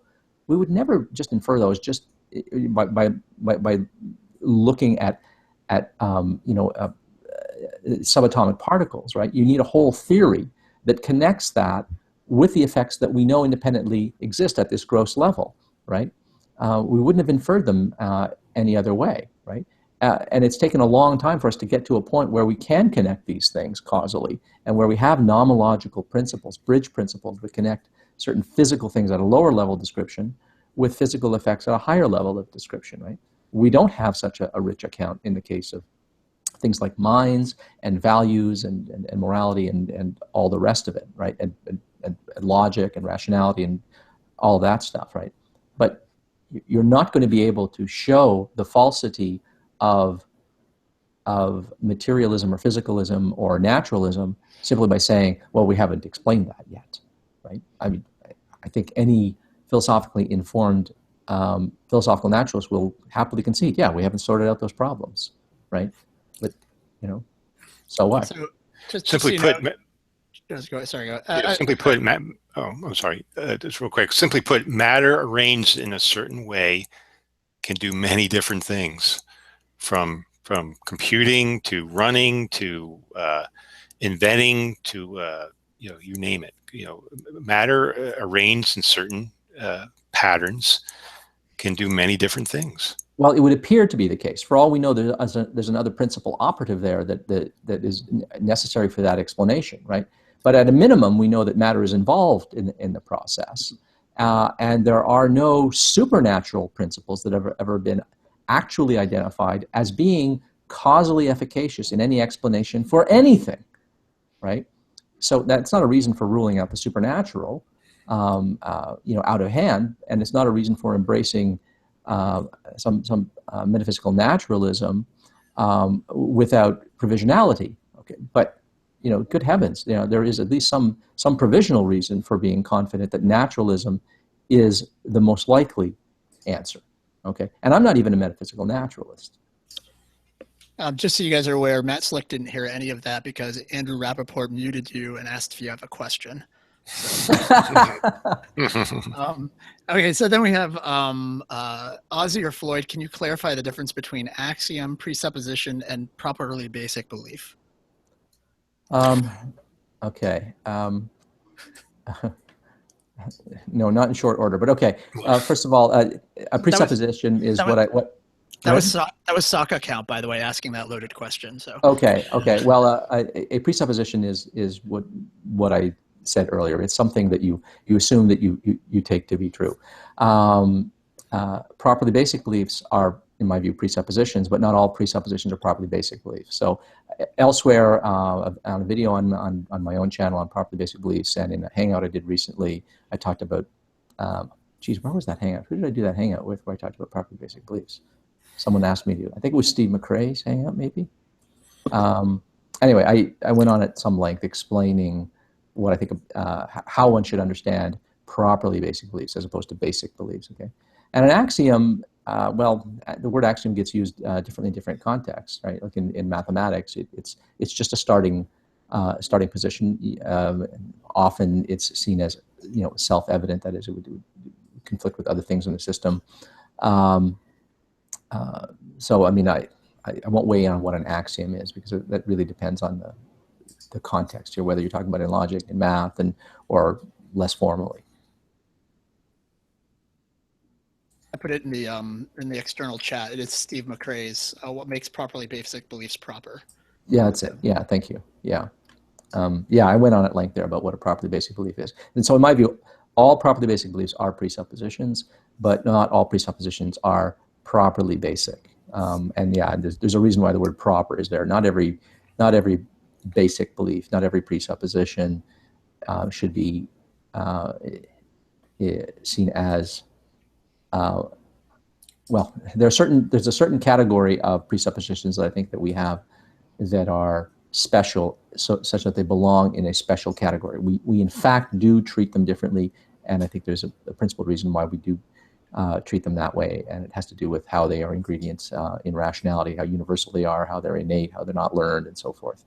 And so that's what makes them properly basic, just as to look ahead for anyone who's interested. Floyd, did you have more in this series that you're going to do? Will there be a part 4 or? Not right now. I mean, if the opportunity presents itself, I'll do a part 4. But usually, what happens is, time will go on. I'll notice certain arguments or certain issues that are being repeated over and over again. So I have that in my mind. I write that down, and I create another presentation based on that. Cool. Then we want to go ahead and we're just at 3 hours, so I guess we should probably go ahead and close it out.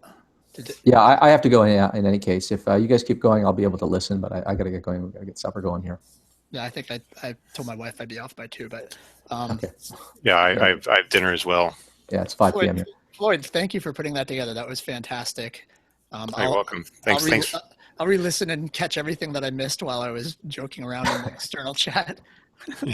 Well, thanks for hosting this. This was nice. Yeah, thank you for hosting. Yeah. As well, I'm going to post a video because I did some research into how to play audio and video cleanly through a Hangout. I'm going to create a how-to video that'll be like a minute or 2, just how to do that. It's actually not too hard, but getting the information is a little difficult. So, but thank you, and thank you to Alex, who had to go drink some beer, I'm assuming. So, on top of his whiskey or scotch. So, thank you, everybody. Have a good weekend, and take care.